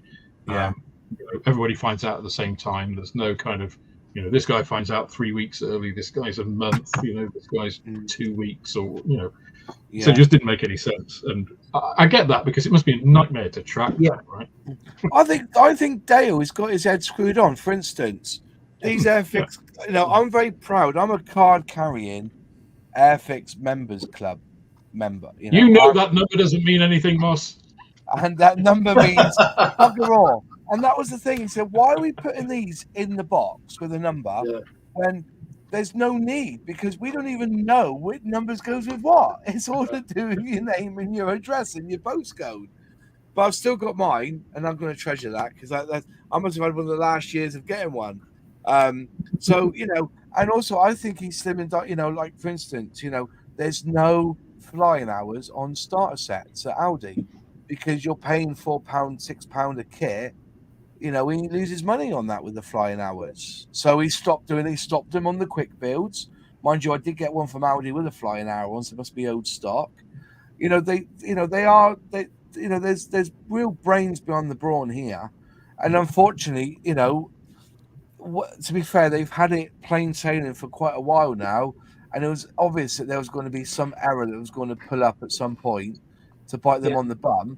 But I think this is where you're going to see the men from the boys, because I think they're going to come out fighting and say, hiya, hands up, thank you very much. We now have, instead of 2 photos of the incident, we now have 2,000 pictures that everybody sent us, and thank you for doing that for us. We're going to offer you this, or something like this. You know, may even offer you to send the kit back and wait until they get a fresh lot in and send. I don't know, but I think going by the number I see on my box, there must be at least 5,000 kits. It's not 500. They gave out 500 of the coins. There was a 500 coins. So if you bought a kit, you would get one of these medals. That's the first 500. And to be fair, these are about £15 each. To get these manufactured, they aren't cheap to get manufactured, these coins. So, you know, there's money there, £72 plus your coin, you know. But that's part of Airfix's strategy. I think they're going to, wait for a couple of days and let's just wait and see what Airfix are going to say. I think are going to be pleasantly surprised. You know, I don't think you'll ever get anything else from Tamiya. Or no, I think you're right. It's I mean, everybody makes mistakes, right? It is the important bit is what you do about that mistake. Yeah. You know, and I think you're right. I think I'm looking forward to see what Airfix says. I'll tell you one thing, like though. I say, I think they will do the right thing, whatever that looks like. But I'll tell you one thing, be though. Interesting to see what it is. I'll tell you one thing. They'll learn from this hard. Hmm. They'll be scared to fart in case they shit themselves on any other future release, aren't they? You know what I mean? It's like someone here said that the haters are just going to jump on this, especially when, like Alex said, you're paying £32 for that piece of shit. It's just, that's crazy. They're going to be all over it like wildfire. Because it does seem that's the kind of thing they're going to say, isn't it? Sorry? I say that's the kind of thing that the haters are going to say. Yeah. You know, they're going to pick up on all that and blow it out of proportion. Yeah. Isn't an after sales kit set? Isn't that 30 odd quid or less? Probably. But but I'm just trying to work out what about the decal sheet as well, because they've got the market there. There'd be no point in putting out another decal sheet, would there? No. So you actually that decal sheet must be worth 7 or 8 quid to anyone. Just saying, not just about the plastic here. Let's work. You know, if you want to go and do aftermarket, what are you looking at? 25 quid for resin parts, probably, and a little bit of photo etch. But the decal sheet is what you need to do those schemes. I don't think anybody would produce a decal sheet for just those 2 schemes that you want to do. Yeah, usually those sort of aftermarket things are what, about 12 quid, 11.99, something like that. And you get a bunch of different schemes. You'd have like the last Vulcan, the Black Buck Raids, or whatever. Yeah. Or you'd have a load of different aircraft for the Black Buck Raids. You'd have the Victor and the Vulcan and blah, blah, blah. But you know, when you only do one model and you're buying a decal, I've done it before. You know, I've got a lightning sheet there to do the one that's outside Peter Head. Well, I've got about 17 different variants on that one sheet. All I want it is for All I want it is for the blue circle sticker that goes on the tail, if you know what I mean. But I've paid, I think it was £14 plus 5 quid from Germany to get it. But I've got what I want now. But that's 20 quid just on a decal sheet because I just want some particular, the circles, the roundels on it. But it's like even worse, Moss, when you buy that one scheme that you're looking for, which is on a sheet of like 7 or 8, and then you realise you've ordered it in the wrong fucking scale. Yeah. Oh, don't go there. I know a guy. It wasn't me, obviously. Yeah, yeah. We've all done it. A friend did it. Yeah. It's like a friend I know, someone I know, I heard of, bloke down the pub. Yeah. I've got that Airfix Boeing 727, which the decals are bollock for, and I found them in America. 727, but with different. I didn't care what the schemes were. I just wanted to put a scheme on. I think it was United Airlines or something. When I got it, it was a 172. Massive, like, And I went back on the website, and it did say 172, but it had been put under the category of 144. They don't do a 144. Oh. So I looked, and I thought, bugger. But you look on it, you Google search it, and the killer is that if you're looking for it, Google will put up similar things in the box, don't they? So if you're looking for a 144 scale decal, they'll come up with 172 ones on the top, but you think psychologically, that's the one I want there. Bang, bought. The other one you've got to watch out for is Amazon. I bought this. I buy this tape for cheap, like sort of, asking the whole thing while you paint a little line or something, and it's like $5.99. I looked on my statement from Amazon, £32. It was like £27 postage because I hadn't noticed the postage, so I sent it back and got a full refund, and then bought it on Prime for $5.99. Yeah. I've done that before. Have you tried that masking tape I sent you? I haven't yet. No, I want to find out more about it. I'm waiting for you to find out more about it, and then I'll review it. Well, I've just tried to get hold of the manufacturer in Japan, and a woman from Germany's contacted me, and they won't supply it to me because they have one country, one distributor. But the distributor in this country doesn't sell 277. But it's a waxy rice paper. I have used it now on 4 builds. And I've never suffered bleed. it's like it repulses the paint. It's made of rice paper apparently, and I wanted to get it and bring it over here because I was willing to spend £1,000 to get box of it over and then just ship it out to people, like, you know. But they won't do it now. They said we've got one distributor who does it, but if you want to get in contact with them, they might get it in for you. I'm like, well, that's not the point, is it? The point is that there's a product here which I think is going to revolutionise masking up planes and models because I've never suffered bleed through from it. You know, I haven't tried it yet. I must admit that I love Tamiya tape, but the Tamiya 40mm tape is a different type of tape, isn't it? Yeah, it is. I think that, and you don't. So a lot of people, what they do is they put it on the back of their skin, don't they? To, you know, I don't with this stuff. I just lay it on. We look at my Concord video. The line is absolutely pristine, absolutely pristine. When you peel it off, it's like piercing a spoon when you open up the coffee for the first time. You know what I mean? Oh, talking about masking, I don't know if you've seen the videos. I've done this one today. Oh, that's nice. That's all mask. That's all paint. That's all paint, is it? Using the one-man army. And this here, all that there, I painted the letters first and then camouflage over the top. So then it's completely flush. It's got there's no ridges there or whatever. How the hell have you done that? Masking tape. The tape, yeah. From One Man Army. Crazy. Oh, wow. It's absolutely, if you look at that roundel close up, look at it. They do some really good stencils. I'd like to get some. Do you think that'll ever replace decals? I've got a boatload of them here if you ever want one. I'm his ambassador for the UK. Yeah. So at the end of it, so the discussions come to this summer. We'll wait and see what Airfix are going to produce. I personally am going to think that Airfix will push hard and they'll come out fighting after this. I really do. I think they will come out and say, we're going to offer you this. I think they may even offer money back. If you don't want it, just send the kit back. I don't know. Yeah, they might do that. But I think a lot of people here, I think I'm really happy with it, to be honest. I've seen it's another Vulcan that probably going to end up on my shelf for a while. But to say, all the stuff I've seen from aircraft in the last 2 or 3 years has been absolutely pucker. And I just thought to myself, cutting plastic isn't a weird thing for scale modelers to do. No. There's been times when you cut out big sections of stuff that you don't need, to put things in, and vice versa. But Moss, I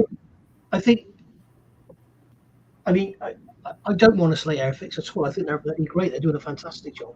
Yeah. But what you're talking about is like when you get gear doors. Like if the gear doors on the Vulcan were molded as one piece for people who want to build it on a stand, and then you cut them open if you want to have them open. That is a complete and utter, very bad oversight. Like, it's not like they've got too many ribs in the Bombay for the rivet counters to get hold of. That is just surely to God, somebody looked at that and thought, this can't be right. It's lazy, isn't it? I mean, the next thing, what they do, produce a Kawasaki with the bloody handlebars on the back seat. Yeah. Because I saw a picture of one in somebody's garage with the handlebars on the back. Do you know what? True story. In black and white. One of the manufacturers, it's an ME262. They went to a museum and looked at an aircraft that was being restored, and they photographed the cockpit. And on the right-hand side console, there's a roll of tape. And apparently, on the kit, there was a circle on the console. Oh where my God! They've molded it. Really? Yes. Tamiya did a similar thing. Donkeys. I don't know when it was because I've been trying to find the kit, but they did the 410 at Cosford. Well, they copied exactly the one that's in the museum. And when it was at St Athens prior to coming there, they had a bit of an accident where they gunned the engine up a little bit. The tail lifted and the blades hit the deck. So they couldn't get replacement blades, so they cropped the blades right on the tip. Right. Oh, right. Tamiya released that kit with the crop blades. Once it was pointed out, they own the mistake and says, all right.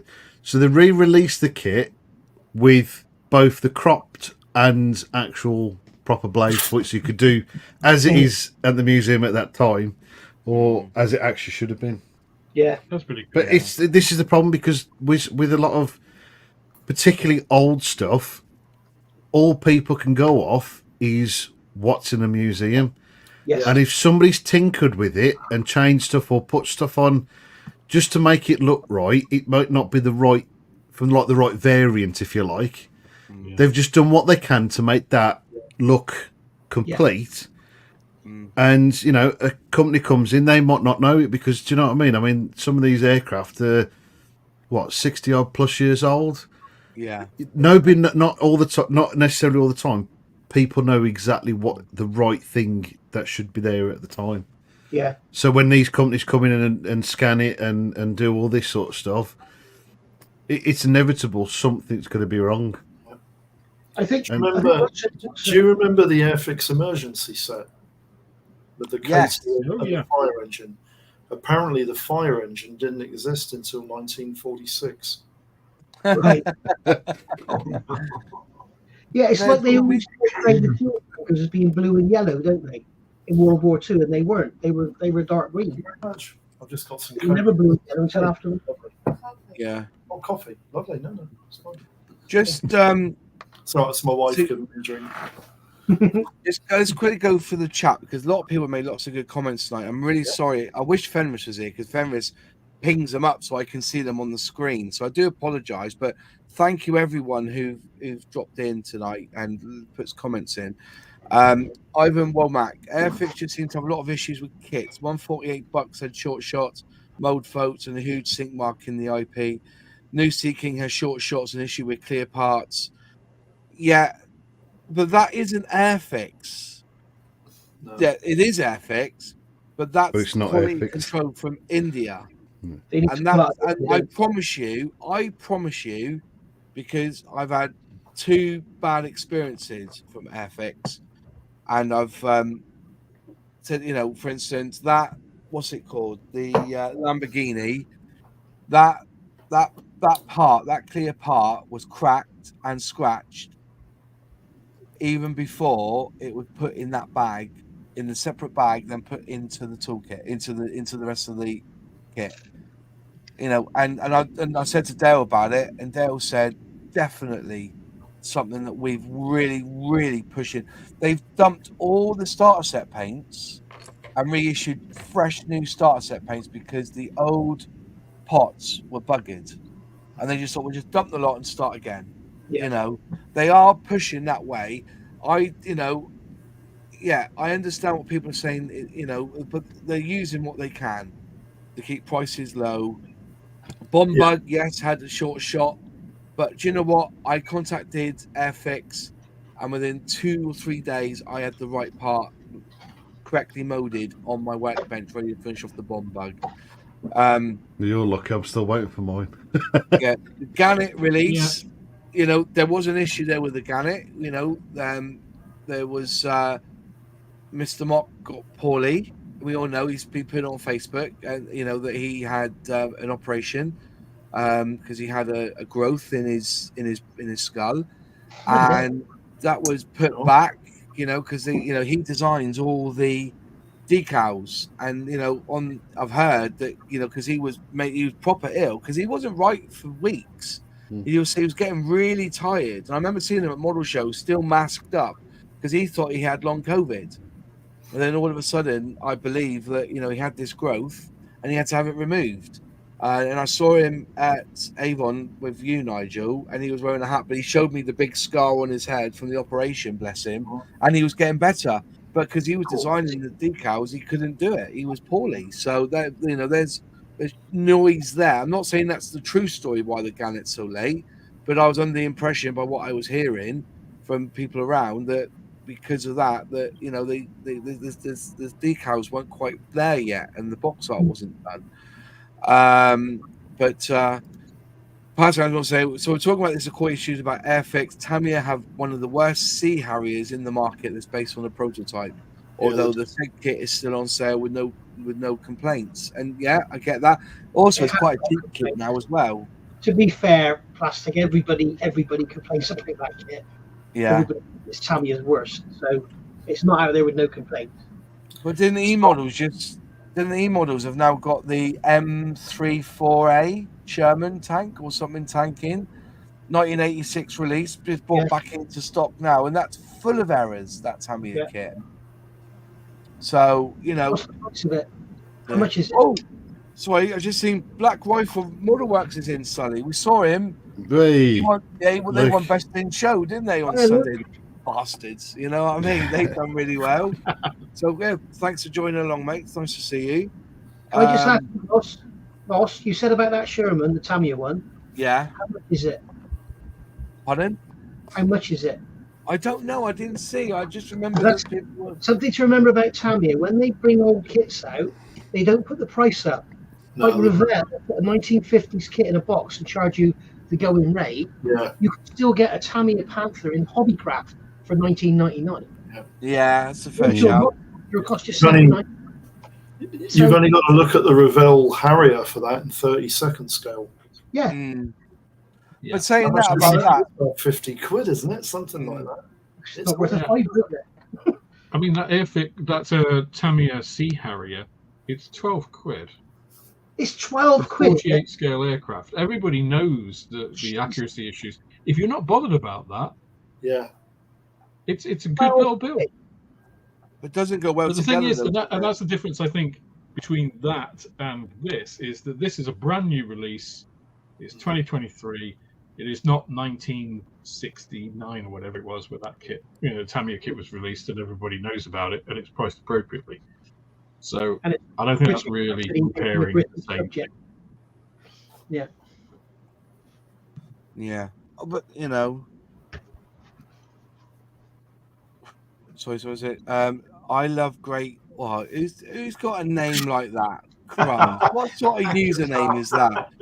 I have been waiting over 2 months to get back to me about the short shot on the bum bug. Keep emailing them. Right. Just one quick thing about Airfix Hornby, okay? Any problems, you're not contacting Airfix. You are contacting the Hornby customer service. That's right. You keep on banging on.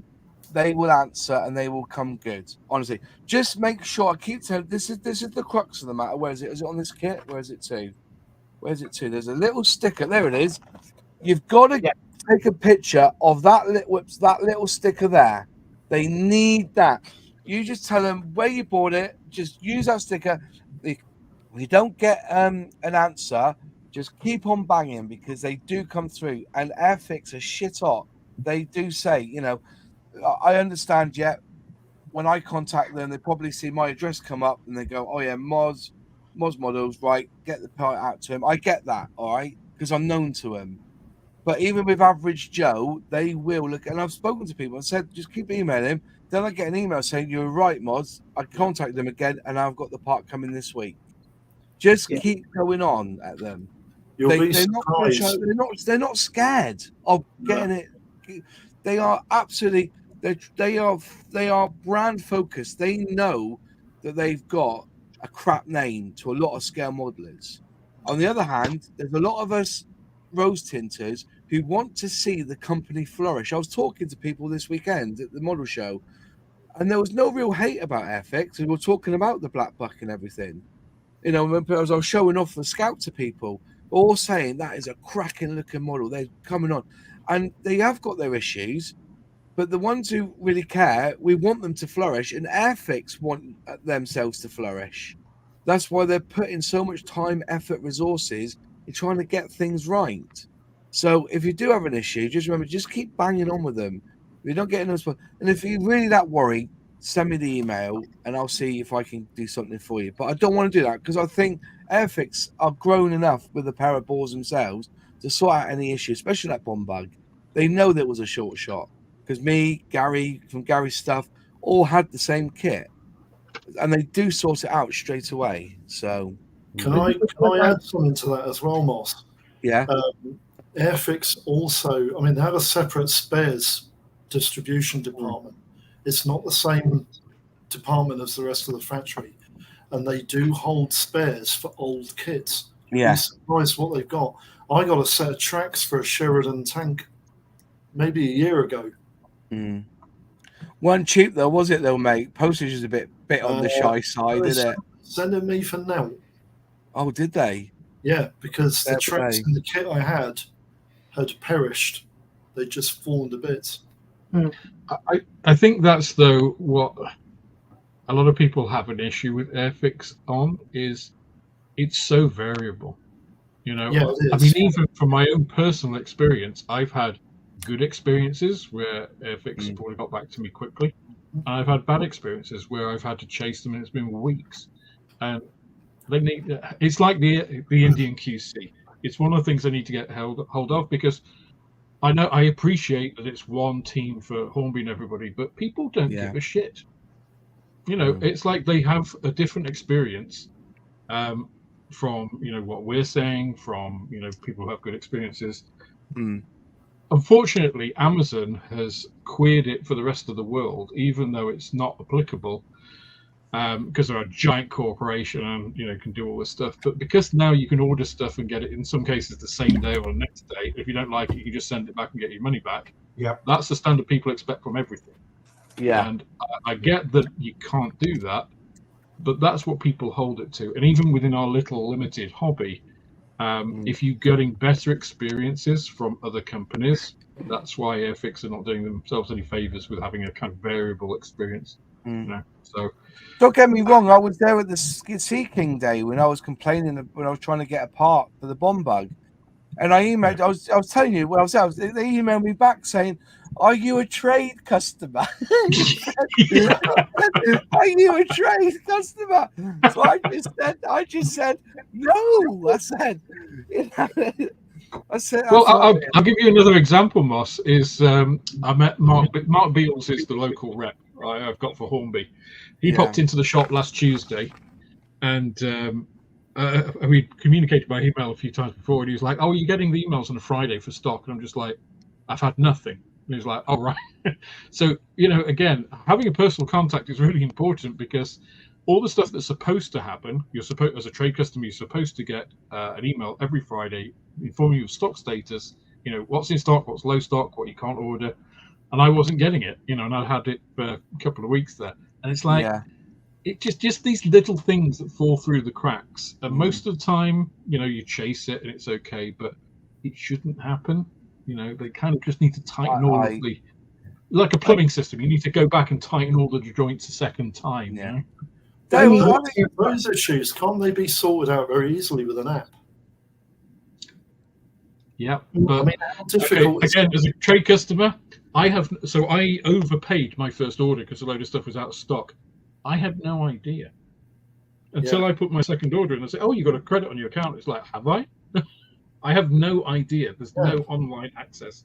Because if you had an online creative for the hobby company, for Bachman, that's all online. I can just go in and see everything. So they do need to kind of light a fire under that department. I jest about this, but I do it at every single model show. Everybody, this is a challenge, right? Go to a model show and count how many people are selling anything Humbrol on their stands. All right, I do it every single model show. Went up to West Midlands, you know, went around, not a single jot, not even a tub of cement from Humbrol. You know what I mean? I'm being truthful here, but you know, I think, you know, trying to deal with. I remember talking to a certain model company, a model shop that I used to go to, and I said they had the range of Humbrol paints, right? And had this lovely display stand. And I said, "Oh, you know, that's nice." Well, we had to pay for that display stand. And the worst thing is, now they've discontinued a load of paints. We've got to buy a new display stand to fit the new paints in. I was like, really? And that angered them. They don't sell Humbrol paints there. They even had a bin there of Humbrol little tinlet, not the tinlets, but you know, the plastic tin ones before they went to the dropper bottles. You know, they had to pay for that display stand, they said, and now they've got new paints coming in the range and some that they haven't got. So, you know, I think there's also, I've offered Dale to go out and sell Airfix for him, like, you know, because I said, you got a job going. I'll go out and rep and sell product. That's easy. Right? Selling products easy, as long as you've got the passion behind it. Go say, look, we've got this new Scout coming out. This is what it's going to be. Yeah. Your buyers are going to love this. The fact that the you can use the hatches as masks to spray up, then you can unclick those hatches and then paint them up and glue them open or shut. Things like that. That's what shop owners want to hear. Yeah. So they can then reciprocate that knowledge to the buyer. You know what I mean? I'd love to sell Airfix stuff. I really would. But anyway, I have to close my channel down.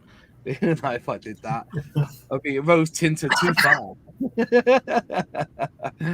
My experience with Airfix spares, when I needed nuclear parts for my Spitfire, I waited so long for a response. In the end, I emailed Dale and said, "Can you help me out?" You know, and he got onto them, and they came back to me, and then they charged me for the bloody sprue. When I got the answer, I emailed them. About 3 days later, a reply came back. We have sorted your problem. There will be a new one in the post for you. So obviously, maybe you've got that yellow star on the name like I've got now, that when you ring your email through, you get a good answer. I very much doubt it. No. You know, the company SMDR. I am going to try it one day. I'm going to actually order something with a different email address, a different account, and see if they treat me differently.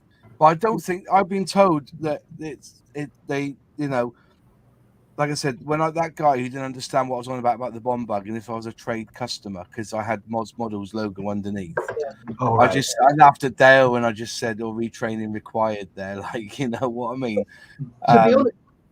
To be honest, when I got the Spitfire sprue, I told them who I was, and I told them I reviewed their products for them online, and they charged me a $1. Yeah. When I got the answer, and I didn't have to pay anything. And somebody else contacted me and said, "Oh, I lost my Spitfire sprue," and they gave me one for nothing. So I think telling them who you are doesn't help. I can't just say this, but this happens in every company. I was with BT Broadband. I rang somebody up, and they said, "Oh, we can only do it for this price." Right? Because I couldn't be asked. I just put the phone down, dialed them back again, got somebody different, and they gave me one of the best deals for broadband I could ever dream of. Like, you know what I mean? Sometimes you just got to put the phone down and ring them again. You know, I've done that. I mean, you're not little companies because you probably get the same dickhead the second time round. Oh, we're just talking well. We can't do any better for you. But with that, I always find there's no point ringing Airfix or Holmby. Email. And there's been times where I've had a few ups and downs, but on the majority of it, it's pretty good. And I know people say, "Oh, it's because it's you." I don't think so, but I want to try one just to see what happens. But I don't think so.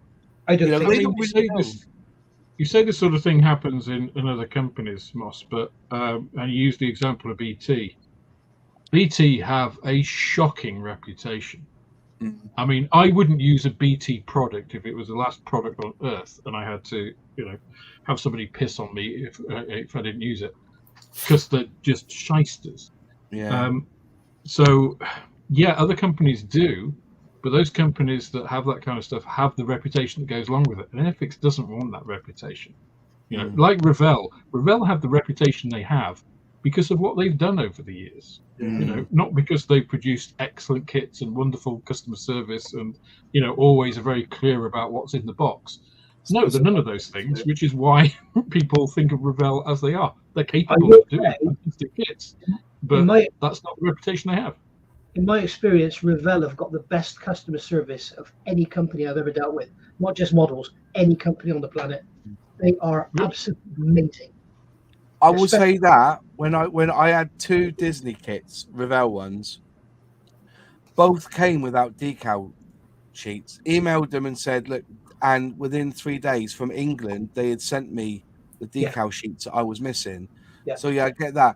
But also, somebody just mentioned here that in America, when they get a dodgy Airfix kit, they just take the kit back to the shop and get their money back. Yeah. And but we're quite fortunate because we're UK based that we have a spares department or an aftermarket department. But then again, with Tamiya, that shouldn't be the case, Moss. We don't have that for Tamiya, though, do we? I've had the best experience with Tamiya customer service. I mean, I was Same here. But I messed up a Tamiya rear USA. tire and I lost a part, so I was prepared fully to pay for it. You know, I sent the little message through, through their website. You know, Tamiya USA, because I'm in the USA. I got a direct email from somebody. What do you need? Let me know what you got. I'm looking for this sprue, and he's like, oh, I don't have that sprue, but what parts do you need? I'll look and see if we've got some of those spare parts. And I'm like, I need this specific part, and if you've got it, the rear tire, and he emails me back. Oh yeah, I got him. Give me your address. I'll send him out to you free of charge. No problem. And he did. I had him here within like 3 or 4 days. Yeah, but Tamiya have a proper distribution in USA. Yes. I don't think Airfix have it in Australia or anything like that. Tamiya got proper distribution in the UK. Airfix do in the US. What's your experience with them, Nigel? You were positive too. I've never had anything missing from a Tamiya kit. I bought on a couple of occasions. I've bought parts that I've wanted for something else I'm working on, and they've sold it to me for. And I wanted an F14 Tomcat canopy, 32nd scale for something else, and it's like £10 with postage. Yeah. Zucchimure, I contacted them and wanted a sprue for an engine for a Heinkel 129 HS129. They wanted £50 for the sprue. Wow. You can get the kit for that, right? The kit's about 80 quid, yeah. They wanted okay, so for they wanted £50 for the sprue. Yeah, right. Yeah. I went to SAR. Just said here, I've reached out to Airfix Spares at least twice and got a spare part from them within a month here in the USA. That's good. Fair play. So Aifix USA does exist. Aifix do have a proper distributor out of the US. They don't have them in Australia. Because I raised this with Mark when he came in. I said, I wish you guys would sort out your international distribution, because it's painful putting out a video when you're saying something good about Airfix, and then the guys in the US and Australia were just like, that's great for you guys. We pay, twice as much, 3 times as much, and don't have that. So, yeah. But then again, somebody mentioned it the other day that there were people in America getting the Sea King now, and the local model shop was still waiting for the back order of a Sea King for them because they went to support their local model shop. Yeah. I think John got his Spitfire before the shops had it in America, didn't you, John? Correct. Absolutely. Yeah. I ordered it through the link Moss provided, and I ended up paying, I think it was about $120 total for the kit and shipping. That's good. That is really good. I got that really nice print that I need to frame, but I had it before before the shops had it. Let's just say, You're right, Nigel. Interesting. So maybe they are getting themselves in a good position then. Maybe. Let's hope so. Yeah. Because I'm finding we're doing the Sea King, and I make comments about Airfix being great and this is lovely and that, and it's like, oh, you shouldn't be saying that. I've had this and I've had that, blah blah. As soon as you say about an issue with this, that's fucking Airfix shit again, isn't it? There's so many haters out there. Yeah, but that's just people condition themselves to not like that company. Yeah. I don't know what it is. It's crazy. No other manufacturer has this love-hate thing like Airfix has, do they? Certainly not in this country. Can I just say, I look at Airfix like the England football team. We're going to win the World Cup. We're going to win the World Cup. And then when they don't, you're fucking shit. We're always shy. Everybody hates them. You know what I mean? It's like years ago over here, you go buy an MX-5. Oh, you're a fucking hairdresser. You must be gay. What are you driving that shit for? Yeah. The rest of the world, it's the best 2-seater sport car money can buy. Over here, it's gay. Yeah. What a great country you live in. Exactly. Well, anyway, as I said, I think a lot of us who have been brought up with Airfix want them to flourish. And I think they are. I think this is an unfortunate error with the Black Buck, and something that they'll learn from, and something that will probably they'll come and shine. I think they've got plans on what they're going to do. and I really think that they'll come good for us all. And if they release it again, that tooling will probably be looked over, and they may never release it again, thinking, well, we ballsed up on that one, let's not bother, let's just move on. Because there's plenty of schemes you can do with a Vulcan, isn't there? Mm. Oh yeah, yeah. You know, it's you could do this one. This one is the huge hydraulic leak underneath. No. Yeah, that's the one I saw. Instead of the round circle, you see it's got a kiwi in the middle. Mm-hmm. Oh, you did that one, did you? Yeah. Oh, that's cool. That is cool. So it's a beautiful model. It is really gorgeous. The Bombay is just amazing. So the Bombays were accurate then, were they, Nigel? Because somebody said to me today that they were inaccurate. Because I don't think the Bombays were inaccurate. Well, it's 72nd scale, for God's sake. Yeah. Oh no! I had a comment on my channel saying that they bought it and were looking forward to it, and then they had to put it away because the bombs were slightly under scale. That was I knew who it was. He said it on my channel as well. It's just like that same guy, isn't it? Yeah. That's the line that you take. But you know what? The funny bit that they're complaining about. The funny bit about them complaining about that, which is the bit you're not going to fucking see. Never. Yeah. Right. So does it really matter? You know, I mean, some people just need to get a grip. Yeah. Do you know what I mean? It's like it's the same with the abuse I got for the chipmunk. Yeah. It's a model. Get over it. If you don't like it, that's fine. You know, but if you're going to complain about it just because you don't like it, just piss off. I got told this black mark here is OTT. There's no way it was like that. So I put a picture on my channel showing that black mark as it is. Yeah. It's just, no, that's not real. It fucking shows over the picture. This aircraft had a massive hydraulic leak in the carriage bay, and it all went back. And that's the old tool one. That's the real old tool one from the 80s. Yeah. Got the old tool one and all the Wolfpack stuff to go with it, and it's quite nice. I've rescribed it. Have you scribed that one? No, I just built it straight out of the box. But I mean, yeah, it was a nightmare to build. But when you finished it, I just can't get rid of it. No, it's beautiful, isn't it? It's a beautiful plane. Every time I look at it, I think, you know, warms my heart. If we're showing Vulcan box art, I wasn't going to show this on Chill, right? I'll just close that one down. I'll go back to that one. Right. This came in a pre-box. They put them in boxes now, don't they? So already ready to all they have to do is stick a label on it and ship it out. Well, mine had to be open to put the coin in.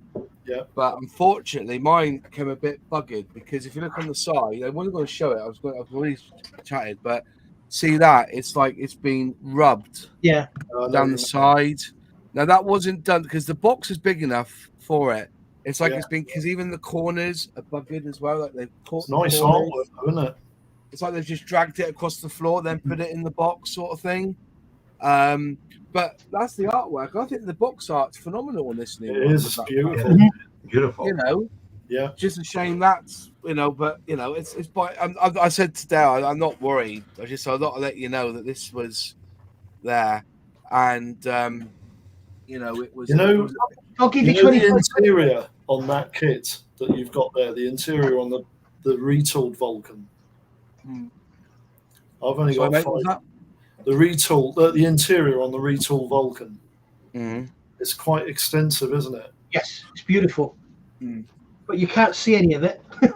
There's only 7 parts on the inside of this one. Yeah. Somebody just pilot and seats. Doc Brown's just said, "I need a Kiwi Vulcan now. That's outstanding." You've done well there, mate. Just going back up. There's a comment. There, John. I was going to show John that you can't see anything. I've got the door ladder down. You can't see anything in there at all. No.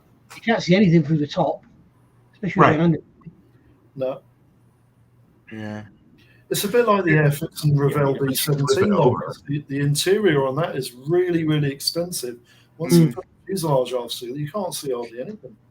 Well, that's what I was saying about the Anson should have been kit of the year. If it wasn't for the Spitfire launch, the Anson would have been. They had so much glass, you had to make it look good inside. And they went hell for leather on that. And it turned out, and I said, Luke and I think Dale and Chris and the rest of them were saying that, that Anson could have been, should have been kit of the year, but the Spitfire surpassed it because it was what everybody wanted. But just quickly, just going back through to the comments, I did see one here. It's not just Airfix, it is Hornby as well with customer perception. And I get that. If you go on the forums and hear what they talk about the train side of things, like I said, if I had 7 million quid, I would buy Airfix. If I have 5 million operational costs to bring in 3 or 4 new tools and run it, I reckon if you could take Airfix out of, I think you could do it. You'd have to site your own distribution and everything and have, and set it up. But I think Airfix would, I think if Hornby went bust tomorrow, Airfix would be the brand that would survive. Yeah, because it always has.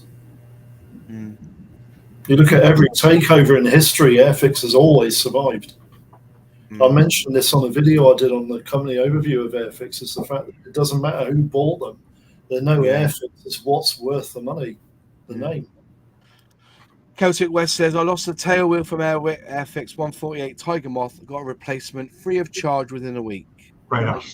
Yeah. And yet when anyone that doesn't do models always say, oh, you make Airfix. Airfix is like, say, Hoover for vacuum cleaner. That's right. Doc Brown, I had no idea there was a New Zealand one. It was an RAF Vulcan, and they visited New Zealand, and the crew of the Vulcan were taken off to see some mountains or something. And while they were gone, the ground crew in New Zealand changed the red circle for a Kiwi. Oh, fantastic! Like, you bastards! And that's a true story. Paul Price says, all I know is that the original release of the 124th Airfix Spitfire took about 4+ months to get to Australia, and they didn't send enough. I ordered mine through Amazon in Germany and got it within a week. But that's Amazon, and Airfix do now put model kits on Amazon. Yeah.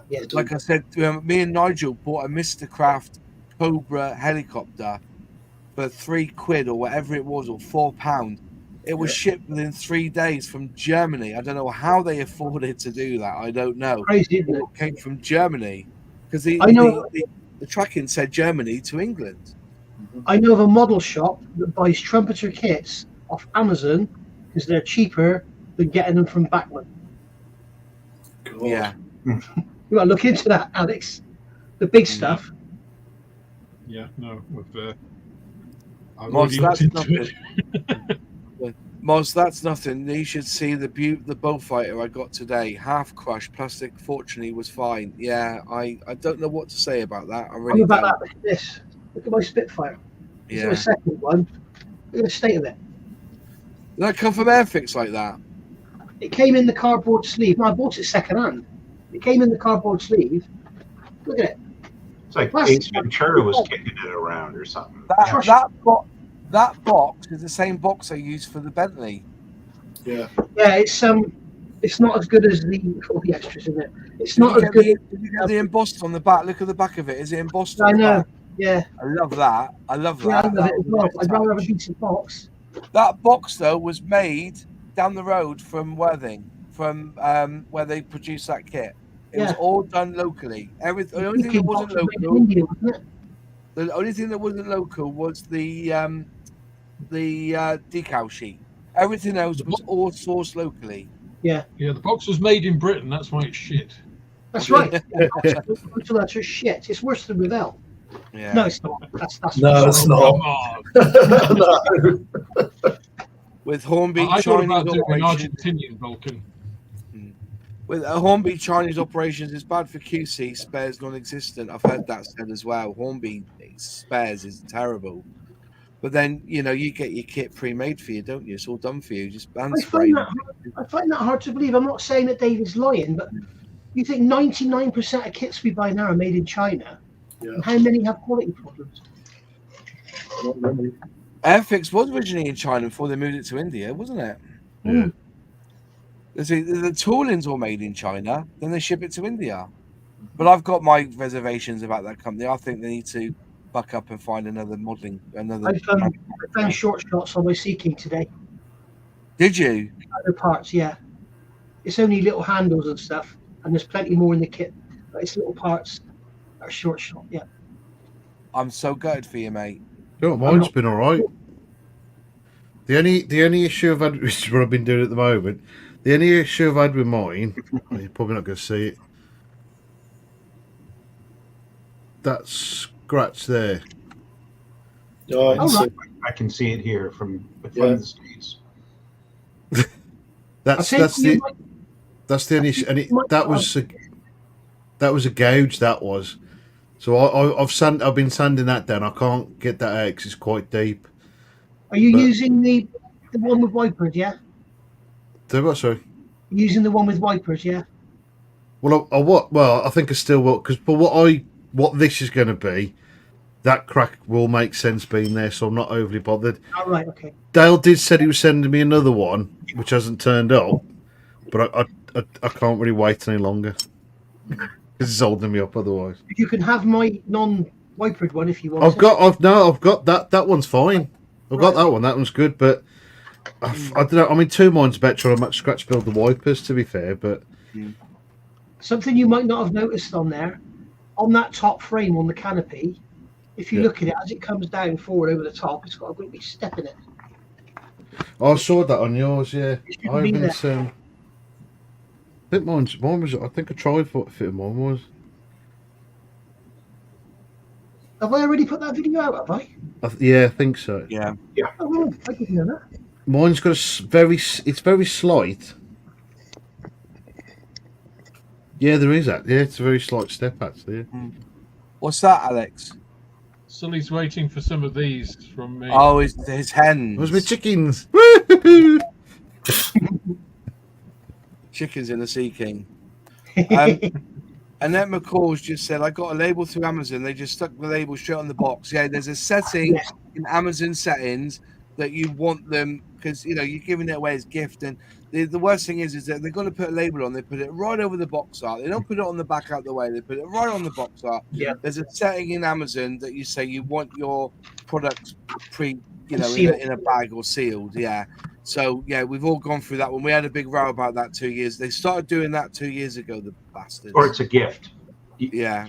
It's a gift. They'll treat you a little bit better. They'll do that. Yeah. Just quickly, we've got Plastic Alchemist in. Hello, Plastic. You all right? Good evening, all. How we See doing? you in the chat, mate. Right, so we'll see everybody next week then. Yeah. What was that, sorry? I says we'll see everybody next week then. Yeah, we've had to go in a minute, mate. It's 10 o'clock. I've got to go and have a shower. No Boss auction. has got to auction his BLACKBUCK Vulcan, yeah? Oh, yeah. No auction last week. Come on, you gotta have something. I'll give you 60 quid for it. Sully, what I was talking about, Sully, was not up here. It's here on that frame that goes down. Oh, the side. Oh, okay, I've actually got a slope one. No, there's two. Backward. Where are we? Hang on. Let me get you up bigger, mate. Well, you've got the canopy framing there. Yeah. If you look at it, there's a step halfway down. It sort of comes down and then it steps down. All right. And that's not there. You need to sand that out. Okay, because there is a slight one at the top, which is not. You're not going to notice, but down the side there. It's not an issue. It's the moulding. As it comes down, it's got a step in it. You can see it if you look at it. Interesting. Oh. And there's a scribe line, and it doesn't go up all the way over the top. It just stops after about 5 or 6 meters. As I said, there's no point in actually auction off that BLACKBUCK because it's wrong.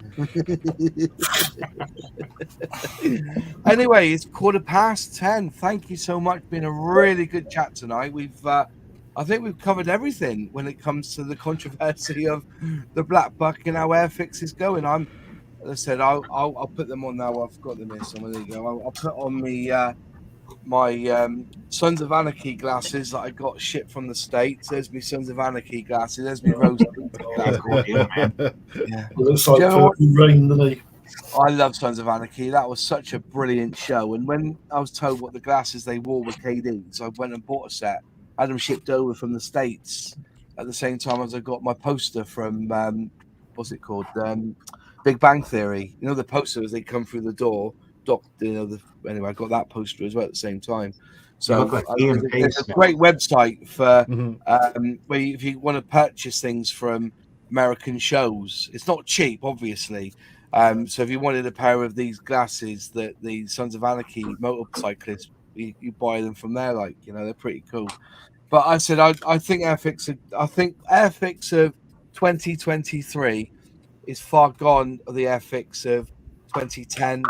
Even 2015. Yeah. You've got good researchers. You've got people. You've got a better plastic. But I will state that the Indian plastic is still not as good as the British plastic. No, it's not. It's always been okay. Just saying, if you get the Spitfire Mark 9, the 124th, and you start sanding it, it comes off like a dust, like a fine dust. You do the Indian plastic, it shreds. Yeah, it's weird. It's weird plastic. It's very nylon, like I find it. But that Mark 9 is just absolutely brilliant, man.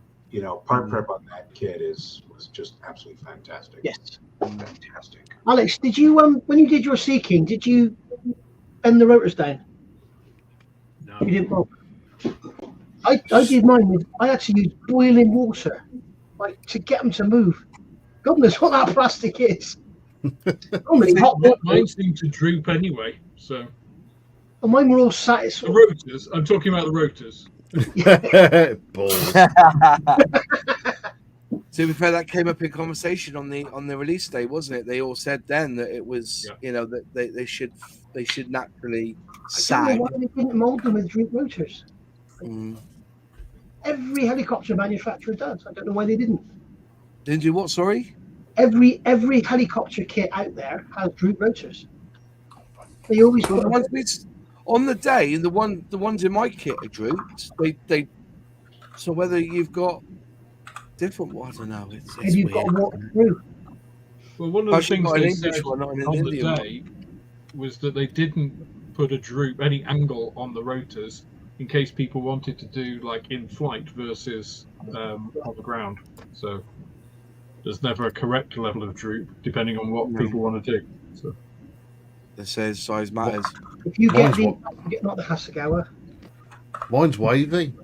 The Dragon. I've just took one off. Mine's wavy. Look. Yeah.